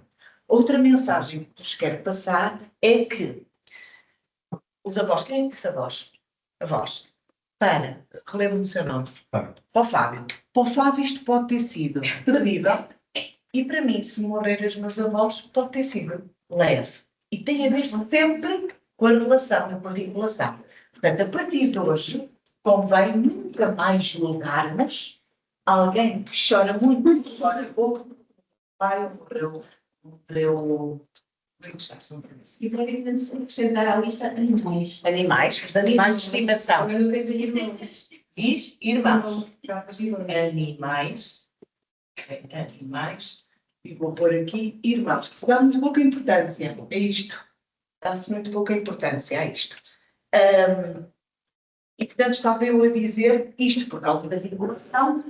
Com a morte do meu pai, pode ser completamente diferente da morte do pai desta senhora, porque depende do estado de vinculação. Portanto, se ela não chorar nada, e até se for um alívio, porque pode ser, não temos que julgar. Ninguém sabe da vida de ninguém, e o que sabemos às vezes é um ponto no planeta todo. Ninguém sabe, não é? No convento sabe quem vai lá dentro. Portanto, quando acharmos estranho uma série de reações, porque morreu o irmão e não chorou, porque morreu o pai e não chorou, porque morreu a esposa ou não chorou, ou o que for, tem a ver com o estado de vinculação das pessoas. Para uma série de viúvas, foi um alívio ter morrido os maridos. Está bem? É verdade, ainda bem que eles morrem antes do que nós, mas só temos aqui porque dá aqui algum alívio, principalmente na violência doméstica, há vários níveis. Quem trabalha, se calhar, com idosos, a Marisa, o seu nome? Pronto. Nós testemunhamos muito nas instituições sociais, e a Cristina também, que a viuvez pode ser um verdadeiro alívio e pode ser o grito da liberdade e 25 de Abril daquelas pessoas. Está bem?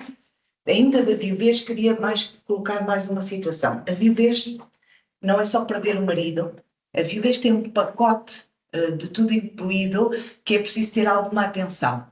Se a pessoa foi dona de casa, ou foi o suporte do marido, o marido ao falecer, ela perde reputação pessoal, reputação social, ela deixa de ser convidada como casal para ir a um jantar, para ir a férias, deixa de ter uma estrutura financeira estável. Portanto, a viuvez, além de perder o marido, agora temos o lado contrário também da perda, pode ser também aqui o pacote do todo incluído.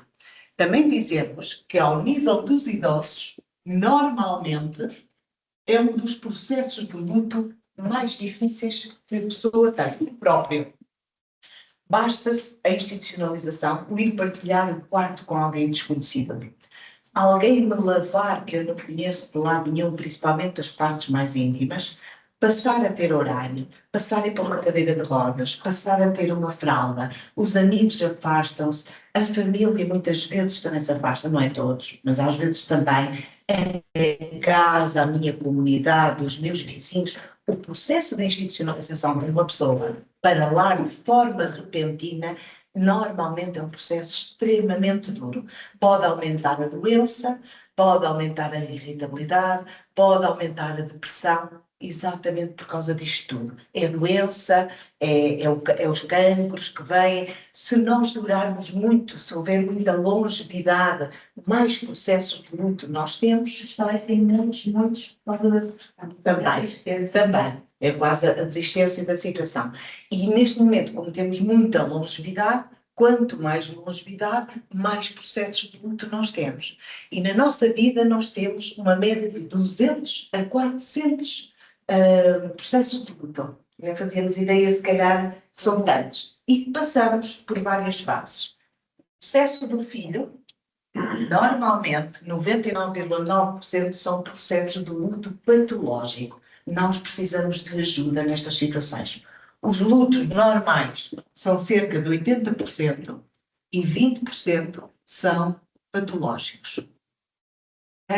Precisamos de ajuda para esta situação, para não entrarmos em depressão contínua, porque a depressão também pode fazer parte do processo de luto.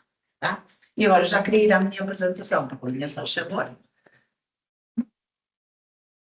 Então vamos partilhar Olha, isto é para a a apresentação, apresentação. está bem?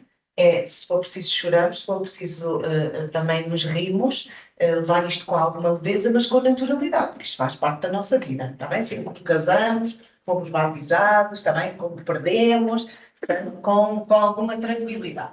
Posso dar um bocadinho mais? Faz favor. Outra questão também importante tem a ver com a equipa que trabalha nos ERPs. Tem que dizer o que são ERPs, senão as pessoas não sabem o que são ERPs. Residenciais para idosos. Pronto, mais como é para idosos. Antigamente era Certo, assim, pronto, está bom. e agora pronto. Não podemos falar com siglas, depois as pessoas não nos entendem. Claro. E então é assim, agora do caso, que é a tal situação para o lar rapidamente, e eu vou ler nome do lado, talvez também da minha parte, com essa falha que não teve para tornar determinadas informações às colaboradoras da situação de vida desta senhora. Até que as funcionárias começaram a se queixar, sempre que a senhora ia fazer a higiene pessoal, o banho, não é? Ela tratava-as mal, tudo era palavrões, ficava agressiva. Eu falei assim, claro, assim, ela em casa tomava banho numa bacia, aquecia a água no fogão de lenha, tomava banho para aí durante dias, nós chamámos um pouco para se lavar e depois chega ali, é com um chuveiro, às vezes não há sensibilidade de encostar a pessoa ou se sentir mais segura, de proteger os olhos e de pôr o chuveiro mais fraquinho, não é? Independentemente de ser este caso ou outro. E foi um jato muito forte, ela entrou em pânico. A partir desse momento que esse nó foi desfeito, ela se organizou. Às vezes temos a obrigação, os técnicos, de observar isto e de tranquilizar. Também falou, está-se a passar comigo, são das várias frases, era miúda, eu era filha de fulano tal, por meio era a doutora tal, vim para Leiria, sou a esposa de Paulo, sou mulher de Paulo. Mas qual é a boa pessoa? Certo, ainda bem. Dizer-vos também que tive uma série de anos também ligada a uma instituição social, como voluntária, e dentro dessa instituição social, o que também me fez aqui, calhar ser convidada para estar aqui, foi a experiência em cuidados paliativos. Portanto, os cuidados paliativos são os cuidados em fim de vida, independentemente da idade. E estes anos, ao lidar com pessoas de cuidados paliativos, foi o meu grande doutoramento da minha vida. E foi por causa desta experiência que a minha vida se torna mais leve, que está mais bem resolvida, porque nós, com os testemunhos e as vivências dos outros, tornamos mais vivos. E, portanto, deixei-me de queixar tanto da minha vida, acho que me tornei uma melhor esposa, uma melhor mãe e uma melhor filha por causa destas experiências do fim de vida. O fim de vida foi o maior ensinamento da minha vida e o de perceber o que é que faz falta no fim para não nos arrependermos e para termos uma boa morte. Já que está garantida a morte, já que ela vem, não é?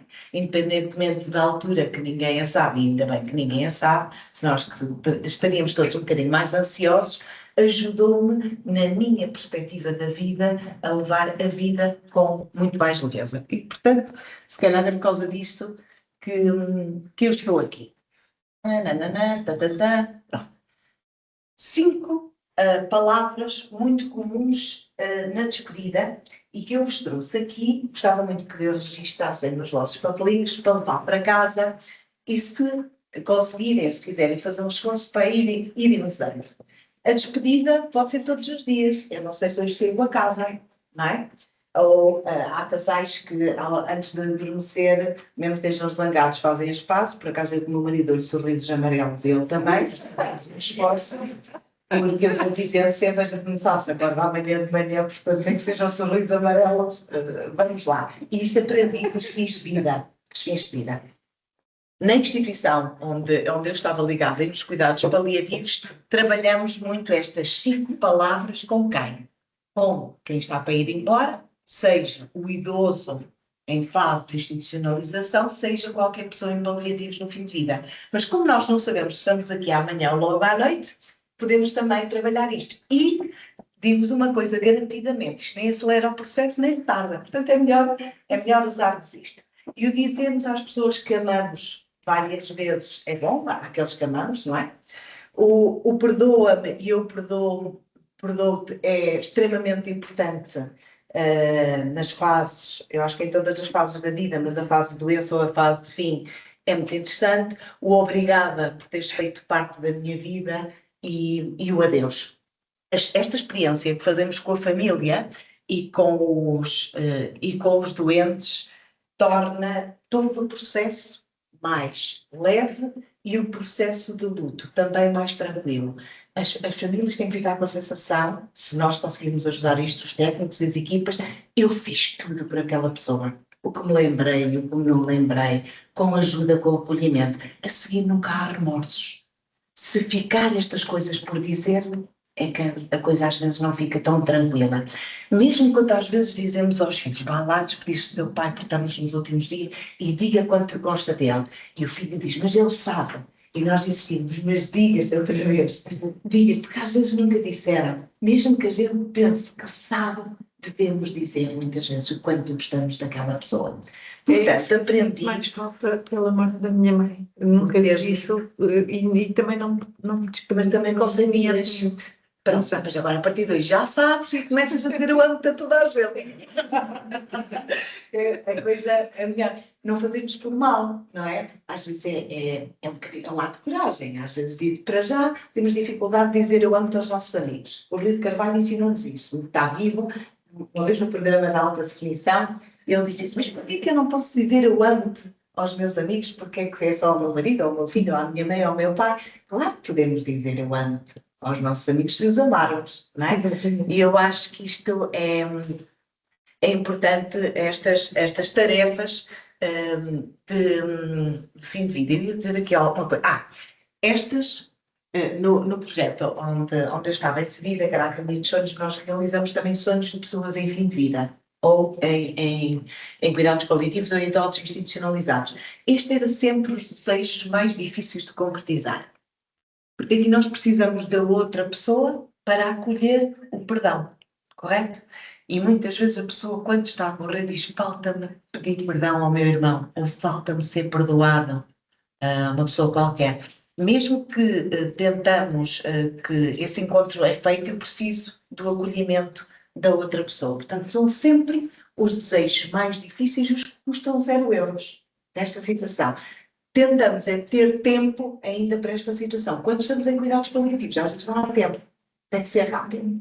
Vou-vos dizer também que por causa desta experiência, às vezes, eu pensava muitas vezes como é que eu desejava morrer. Como é que eu desejo morrer? Então, há uns anos atrás, eu desejava morrer em junho, nas festas do forró do Recife, a dançar e dar um AVC.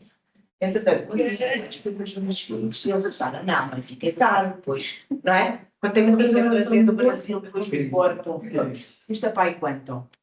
6 mil euros. Pronto, eles preferiam receber esse dinheiro do que gastarem, não é?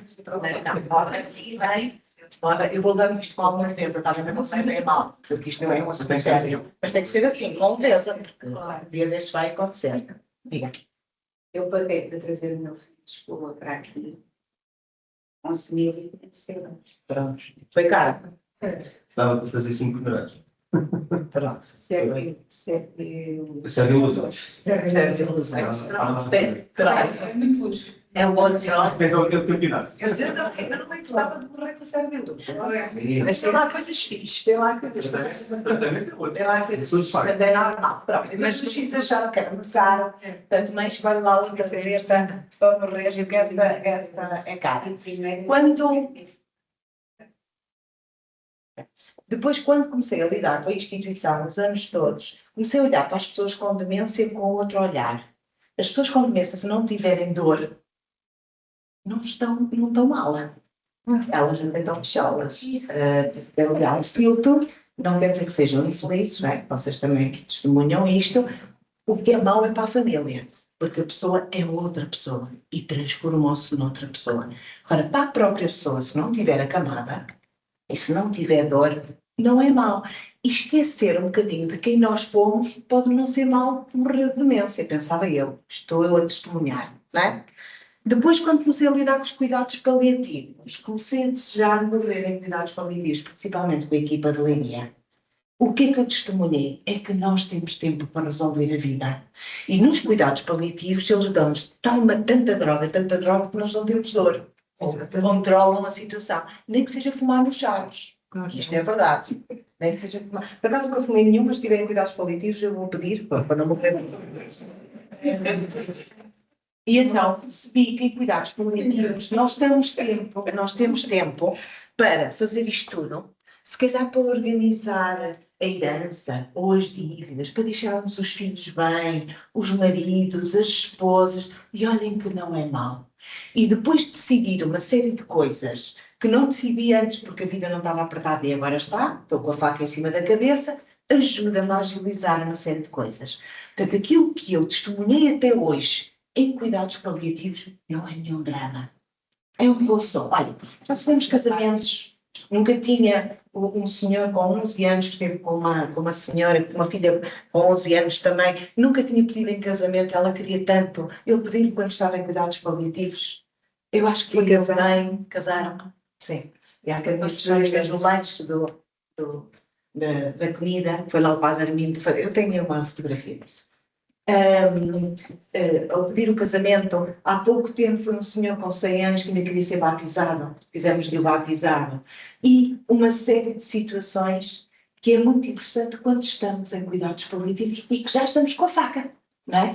Nós quando temos cancro, também, rapidamente nos pomos mais finos para realizar coisas. Quando temos uma doença grave, nós pomos mais finos. Portanto, não quer dizer que esse processo seja toda uma catástrofe. O desenvolvimento emocional e de nos agarrarmos à vida é muito interessante às vezes. Uma forma de arrumar as coisas. É? Uma forma de arrumar. Sim. E que às vezes, ao passar a doença, nós ficamos muito melhores pessoas a seguir. Portanto, nem tudo é mau nestes processos. Não quero isto. Algumas fotografias dos cuidados paliativos. Algumas estão tapadas, são pessoas que não deram autorização. Últimas, a Rebeca. Mas a Rebeca? Eu Tenho só vídeo das dela. notícias e daquilo que Eu partilhar. já ia falar um bocadinho da Rebeca. Sim, mas Isto, em fim de vida e um bocadinho também na instituição, é assim, existe lá a nutricionista e ela tem que existir aí as enfermeiras, que a gente liga assim muito a elas e cobra tudo. Não. Se eu estiver lá com procedimentos, ainda bem que eu estou lá pouco, não é? Eu estou lá pouco porque eu quero lá saber se há diabetes e se quer sopa da pele. Claro, com sopa da pele, mas venha lá enfermeiras para estar lá as cenas. Como eu acho que prefiro morrer em janeiro do que em dezembro do mesmo ano, mas mais feliz, portanto, acho que os outros também se pode fazer assim um bocadinho. Não é ser negligente, não é? Mas acho que pode haver aqui alguma leveza, porque eu também gostava que me tratassem com essa leveza quando eu estivesse no vinho. Não me proibam, só favor de fazer aquilo que me dá na real gana.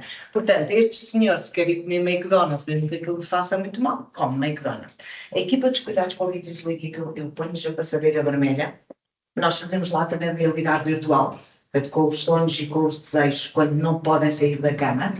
E se ter a cerveja quando estamos no mar, na praia, em realidade virtual, levamos gelados, levamos cerveja, levamos termossos, bebidas, bolas de Berlim com e sem creme, e mesmo que eles não consigam depois engolir, a gente dá na mesma e as enfermeiras respiram. Não é? E a pessoa tem a mesma sensação. Isso me lembra engasgar e morre.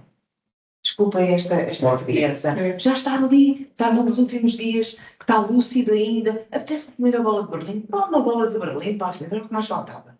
Pronto. Mas eu não posso falar muito tempo nisto. Sim. Estão a ver o casamento? Aqui. Isto é o Padre Armindo de Janeiro. Ele é de Casa de Leiria. É o vigário aqui. E foi ele que fez o casamento. Tarará, tarará, assim mais coisas. A Fátima, muito, as pessoas pedem muito para ir a Fátima. Acontece muito, tanto nos sonhos reais, nos desejos reais, como nos virtuais, mesmo com religiosidade ou não. Tem a ver com a espiritualidade. 3 coisas que pedem muito Fátima, por 3 razões. Promessas que ficaram por cumprir, e nós somos um país católico, maioritariamente católico, ficaram por cumprir. Negociação com a Nossa Senhora, faz parte do processo de luta, negociar tempo de vida para ainda ir ao casamento do neto, para ir à formatura. A formatura não, agora estou a ficar brasileira. Bênção das pastas. Bênção das... Não estou com chato de GPT, olha, se eu tivesse. Bênção das pastas, os finalistas, para ainda vir isso, ou batizar do neto ou do bisneto, então eu faço negociação com Deus, Nossa Senhora ou com Allah, não é? Para ter um esqueleto de vida. Ou então a reconciliação e a despedida. Fátima, em Portugal, fortíssimo. Olha, desculpem. Para adormecerem também está tudo bem. Está bem? Não se preocupem. Então, muito deste projeto onde eu estava inserida, muito Fátima. Ou Fátima de forma real ou Fátima de forma virtual. Quando vamos a Fátima de forma virtual, temos um verso, temos velas, tem que cheirar a velas, não é? Fátima cheira a velas. Temos vento, a Marisa sabe isto, ventoinhas, aquelas da menopausa, não é? Que também dá para isso, os cheiros, o terço era uma coisa muito simples, nós é fazer simples.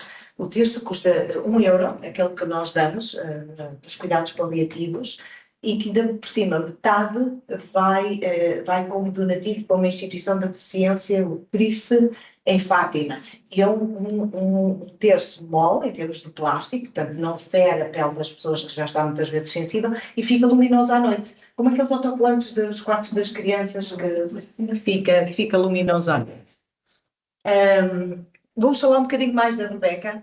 Para além disto dos sonhos que nós realizamos virtuais ou não, também levamos uns cães de vez em quando também para as instituições.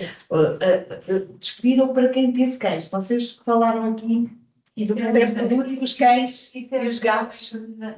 Nos lares é uma das grandes perdas, mais até do que... Sim, deviam levar as galinhas, os coelhos, os cães e os gatos. E cá fora, metia-se cá umas cenas. Nós lá para era assim. Adotámos uma cadela, fizemos lá, foram eles um sorteio, cada um dava um nome à cadelinha, pronto, para estabelecer ali ligação. Mas uma das grandes perdas deles, mais até eram os animais. Sim, não tenho dúvida disso.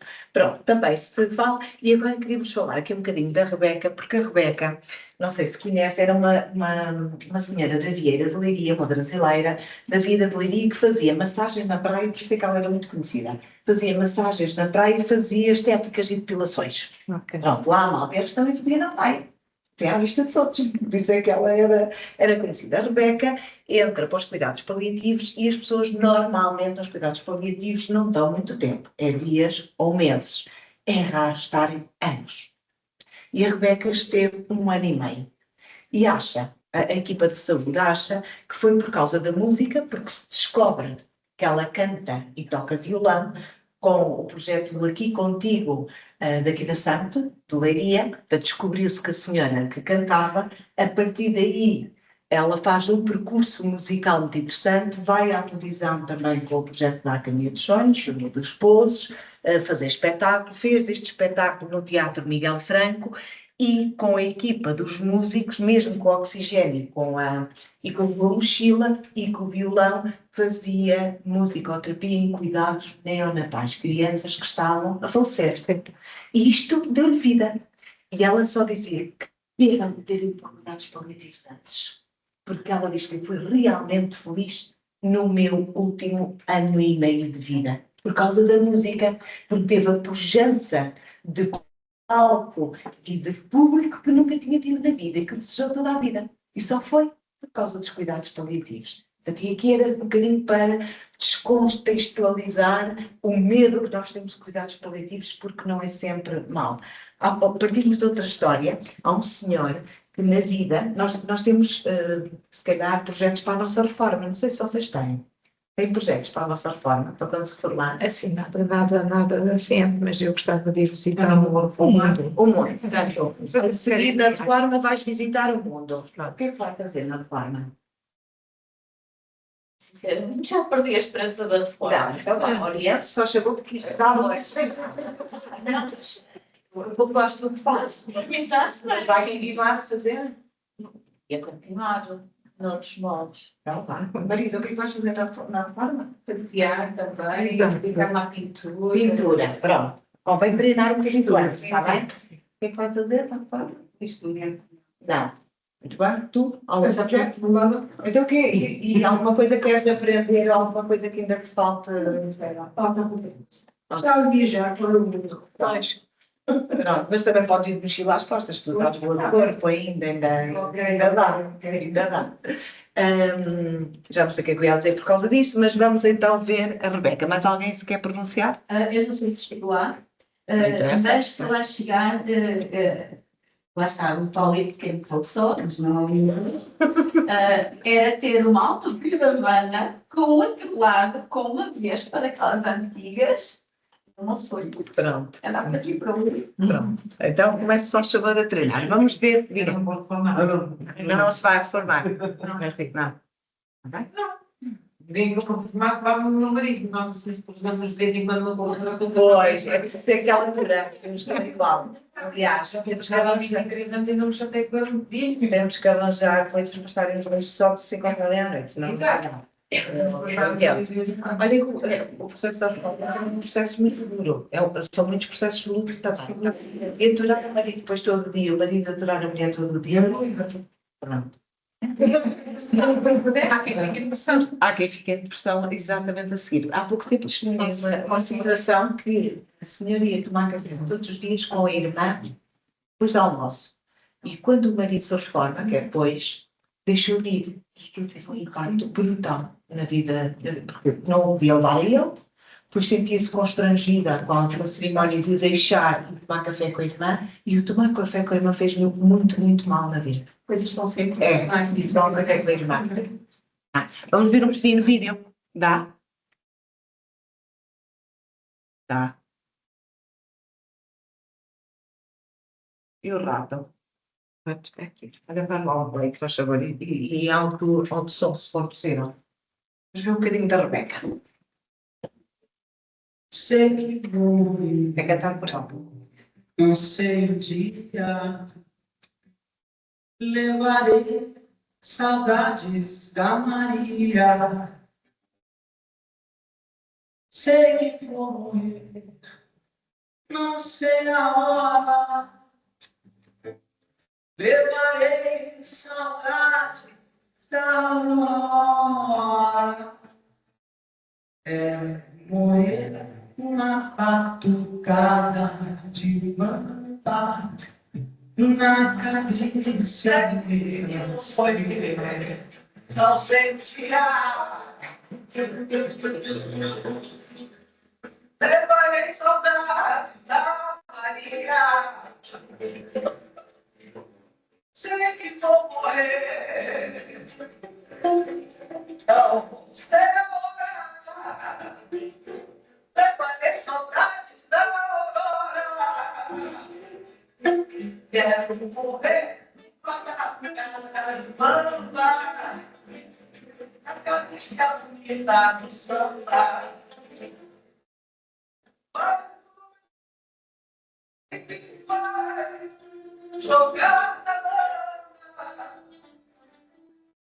riso tipo popular.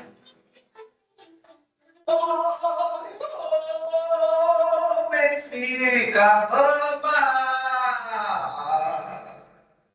Quero morrer numa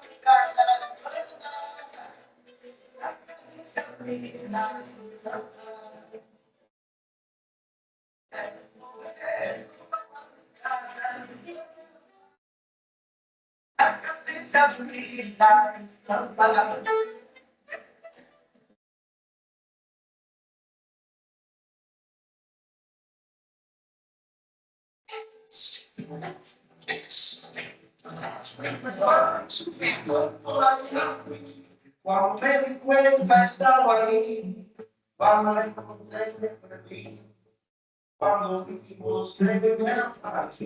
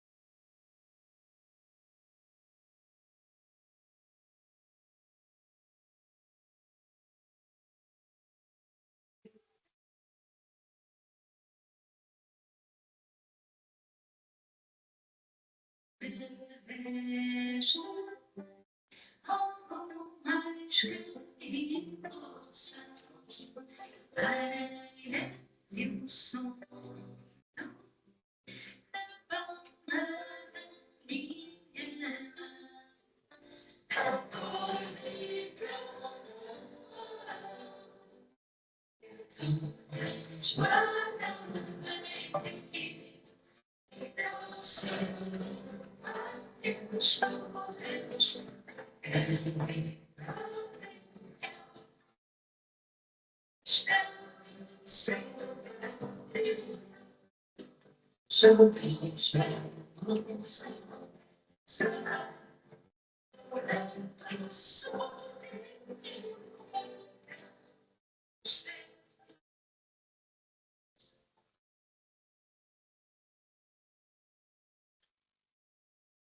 Hoje vou adormecer nesse sonho de cantar. Fecho os olhos, abre as asas e deixa-te.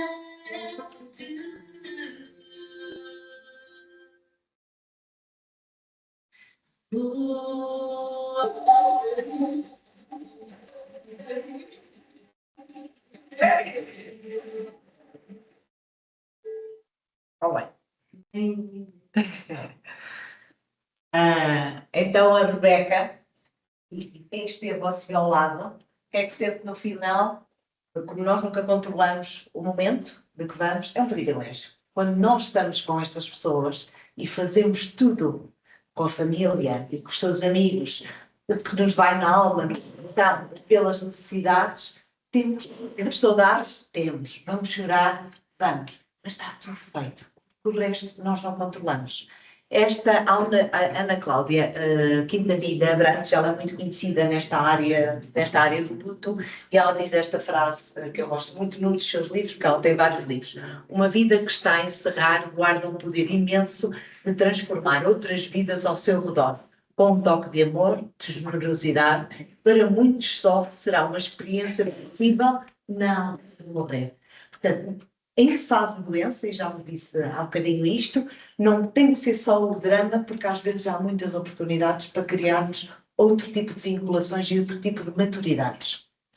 Agora, digam-me só o tempo. Isto são alguns livros que eu dei. Esta apresentação depois também vai ser divulgada, está bem? Muitos livros que vale a pena ler. Um dia destes, se houver aqui um desafio, porque já o fiz algumas vezes com grupos de amigos e com grupos formativos, às vezes fazemos o jantar da morte, que é assim uma coisa meio estranha, mas o jantar da morte ninguém chora e vamos rindo também, porque tem uma dinâmica muito interessante enquanto jantamos. E só para apurar um bocadinho o apetite, pode ser que isto ainda o grupo grande é dividido em 4 ou 5 pessoas e a partilha é feita só por essas pessoas e, por exemplo, num dos momentos cada um de nós partilha. Se nos dissessem que tínhamos 24 horas de vida, o que é que fazíamos a partir de agora? Se nos dissessem isto, onde é que íamos? O que é que íamos fazer? Ou seja, o jantar da morte não é um jantar porque alguém morreu. Não, é para nós pensarmos na nossa finitude. Okay. Depois, outra parte é como é que gostaríamos de ser tratados quando já não conseguimos decidir pela nossa vida. Quem decide o quê, por exemplo. E depois, outras dinâmicas. Fica só assim aqui. Essa parte pode-se fazer antes. É o que eu achei de Essa parte. Isto é tudo para fazer antes. Não, mas nós podemos decidir isso, podemos ter envolver Sim. Só que às vezes não pensamos nisso e não fazemos, porque achamos que somos internos. Estás 24. Não é? Pronto, é só para deixarmos. Justamente vital e definido. Sim, também eu. Mas é porque gosto deste tema e acho. Eu já tenho um contrato com a Sérvia Lusa. Eu vou ser mais barata, que eu vou levar o meu capaz. Então vai dar. Então, olha, as filhas, olha, vês, vocês podem ficar felizes, porque a mãe fica barata. Vês? Não precisam. Pronto, então é assim. Para a ciência que evita afinal, porque depois vou ver a dinheiro para uma Tem que ser devolvido depois? Não, pode ser devolvido já amanhã. Também ciência já. Então fica na ciência quanto tempo? Não trata nada disso. O corpo pode ser estudado. Então, mas eu vou a ciência Universidade dos Estados Unidos, porque eles ficam lá a estudar uma vida inteira a estragar para que eles depois poderem estudar. Portanto, vou lá à Universidade dos Estados Unidos. Agora estamos assim. Ou fazem? Sim. O corpo é devolvido à clínica para ser estudado. Posteriormente, se estudasse. Mas e quando eles partem o corpo em partes e vai umas peças para cada lado, depois conseguem recolher tudo? A experiência O tratamento é uma coisa mais rápida do que nós pensamos, porque a composição do corpo é muito acelerada. Ok. Portanto, é uma coisa relativamente curta, um processo relativamente curto e pequeno, e depois o corpo é devolvido. Então é uma coisa. Ou seja, eu vou dar o corpo à família, assim, fica- a família tem para tratar, eles Pois. têm no funeral, pois, afinal não, é só mais uma semana. é só um prolongar. Ok. Olha, não sei se- Olha, a Rita não está a gostar nada da conversa. Exato. Meninas, afinal tenho que pagar. Está bem? Pronto. Eu pago antes, eu posso fazer um contrato antes, não posso. Com a missão que é assim todo o processo. Pode haver sítios que Os casos que eu conheço, e Outros sítios isso podem- aconteceu, não era assim. Havia uma cerimónia, a despedida, não é? E depois é doado e acabou. Ok. Vai para Exato, para um exato. Pronto, então dizermos que o processo de luto é um processo normal, inevitável, toda a gente concorda com isto, não é? Inevitável e necessário. A Rita falou nisto. É preciso chorarmos quando ela disse que punha as crianças a chorar, que obrigava a falar, que obrigava. É muito importante esta E situação. falar disso. Muito, falar da morte. Muito. Como se fala da vida. Já vamos falar um bocadinho disso das crianças. É uma experiência de vida. Pode acontecer antes ou depois da morte de alguém, nos tais processos de luto e de perda. O objetivo em todos os processos de luto, com o tempo e com o tempo que seja necessário para cada pessoa, voltar a sentir alegria e prazer sem sentir culpa por isso. Agora pergunto-vos, quanto tempo tem um processo de luto? Na vossa opinião? Eu acho que é Nós quisermos. Diga. Nós quisermos. Eu acho que é o que nós conseguimos. No mínimo tem um ano. Eu vou-vos dizer porquê. É lógico. Tem que passar uma vez o aniversário de morte, o aniversário da vida, uma Páscoa, um Natal, um período de férias. Pelo menos uma vez.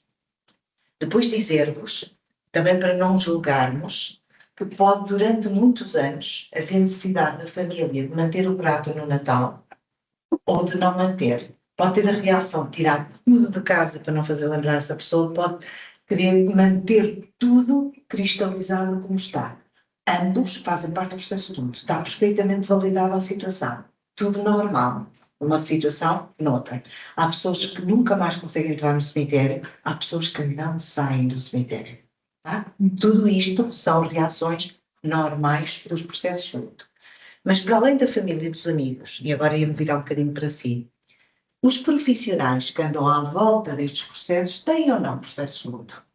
O que vocês acham? Claro, tem os cuidadores, aquela senhora disse, lembra-se dos idosos e não sai da cabeça.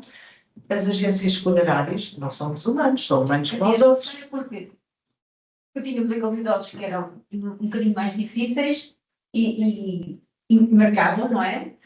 Sei lá, um sorriso, uma palavra e eu faço logo assim, lembro-me logo da pessoa. Ok, tranquilo. Os enfermeiros, os médicos, os bombeiros da Proteção Civil, e aqui com mais uma sensibilidade que vos queria deixar. Estas pessoas, por exemplo, os bombeiros têm muitos processos de luto complicados e têm pouca ajuda e há pouca sensibilidade para isso. Eles vão tirar uma pessoa de um grande acidente, que está para toda a partida aos bocados, a seguir vai apagar um incêndio, a seguir vai a outro acidente, tem que estar fino, mal deixa um, depois ter fino para o outro. Uma agência funerária que acaba de fazer um funeral pesado, porque depois depende das circunstâncias, quando há acidentes, quando é uma pessoa mais jovem, tudo isto influencia o contexto, a idade, tudo isto, ou se tem filhos pequenos, ou tem filhos grandes, tudo isto influencia no drama do processo da perda. E logo a seguir tem outro funeral e tem que ser profissional e estar outra vez direitinho para outra situação. E só que testemunhasse alguma coisa disto, ou alguma história em particular, e se isto é verdade ou não, o que eu estou a dizer. Tive um caso já há muitos anos, eu trabalhei há 16 anos, mas tive um caso já há bastante anos, foi no início, do funeral que fiz na minha grande, um senhor já muito idoso, perto dos seus 100 anos, e nós tínhamos ainda na altura o hábito de no cemitério abrir a urna para a família se despedir. E nisto tem um senhor com andarilho, também com os 90 e muitos anos, abraçou só o cadáver e disse: morreu o meu melhor amigo. E eu, a partir desse dia, vou sempre ao pescoço para os cemitérios. Não me aguentei, porque foi mesmo muito, muito pesado. Sim. E nós, nesta área, temos que criar um escudo, que é muito complicado depois de chegar a casa de tirar. Andamos sempre com o escudo. E eu ando nesse escudo já há alguns anos. E lidamos com mais tipos de luto. Lidamos com aquele luto do filho que diz: a minha mãe morreu com 94 anos, eu tinha a fazer, e ok, vamos ir para a frente. E a vida dela, e acabou ali. Não há missas sétimo-dia, não há missas de aniversário, não há nada, acabou ali. E depois tem aquelas pessoas que, passados 10 anos, devem ter comigo chorosas por meio há 10 anos atrás. Isto é ver estado de vinculação. Não podemos julgar, está bem? Nem um, nem outro. Não sabemos se aquele pai ou se aquela mãe foi bom para aquele filho, e vice-versa, e do outro não. Zero julgamentos nestas situações. Os mais de crianças, os mais de bebês. Ok. Esses são Nós não conseguimos ter mais complicados. uma vinculação muito grande a uma pessoa e conseguir resolver também rapidamente. Ou seja, o processo de luto ser rápido, mesmo tendo a vinculação, sabendo que a pessoa que faleceu era a nossa amiga ou o nosso querido, não é? Mas que também é um processo natural da vida. Sim. Portanto, resolver rapidamente. Mas sim, se tu Ser tiveres uma aceitação mais natural, como tu tens ou não uma aceitação mais natural, uma doença que te apareça. Pronto. Por isso é que o processo de luto é muito individual, não é replicável, depende da vinculação e da tua experiência de vida. Portanto, todas as reações, na minha opinião e de tudo o que eu já li, são válidas, está bem? Os processos de luto patológico, e falamos aqui, há outros terríveis, que é quando o corpo não aparece. O 11 de setembro, a gente se recorda, nos tsunamis, nos pescadores, quando o corpo não volta. Portanto, é extremamente importante fazermos o funeral daquela pessoa para o nosso processo de luto. Por mais duro que seja, é muito importante fazermos o funeral. Dizer também, principalmente às meninas mais novas, é importante também irem aos funerais. principalmente depois dos 5, 6 anos, a família depois vai orientar a situação do que vê, do que não vê, o que for, mas é importante sempre despida, dizer a verdade, com as palavras que entender, mas dizer a verdade, que a pessoa não volta e nunca se deve enganar as crianças. Depois só lá, se isto não acontecer, há problemas para toda a vida e só houve uma oportunidade, que era aquela de dizer tudo direitinho e nunca mais há. Eu tive a felicidade, na morte do meu pai, mesmo com a minha família bastante iletrada, de me fazerem tudo direitinho. Eu tinha 7 anos,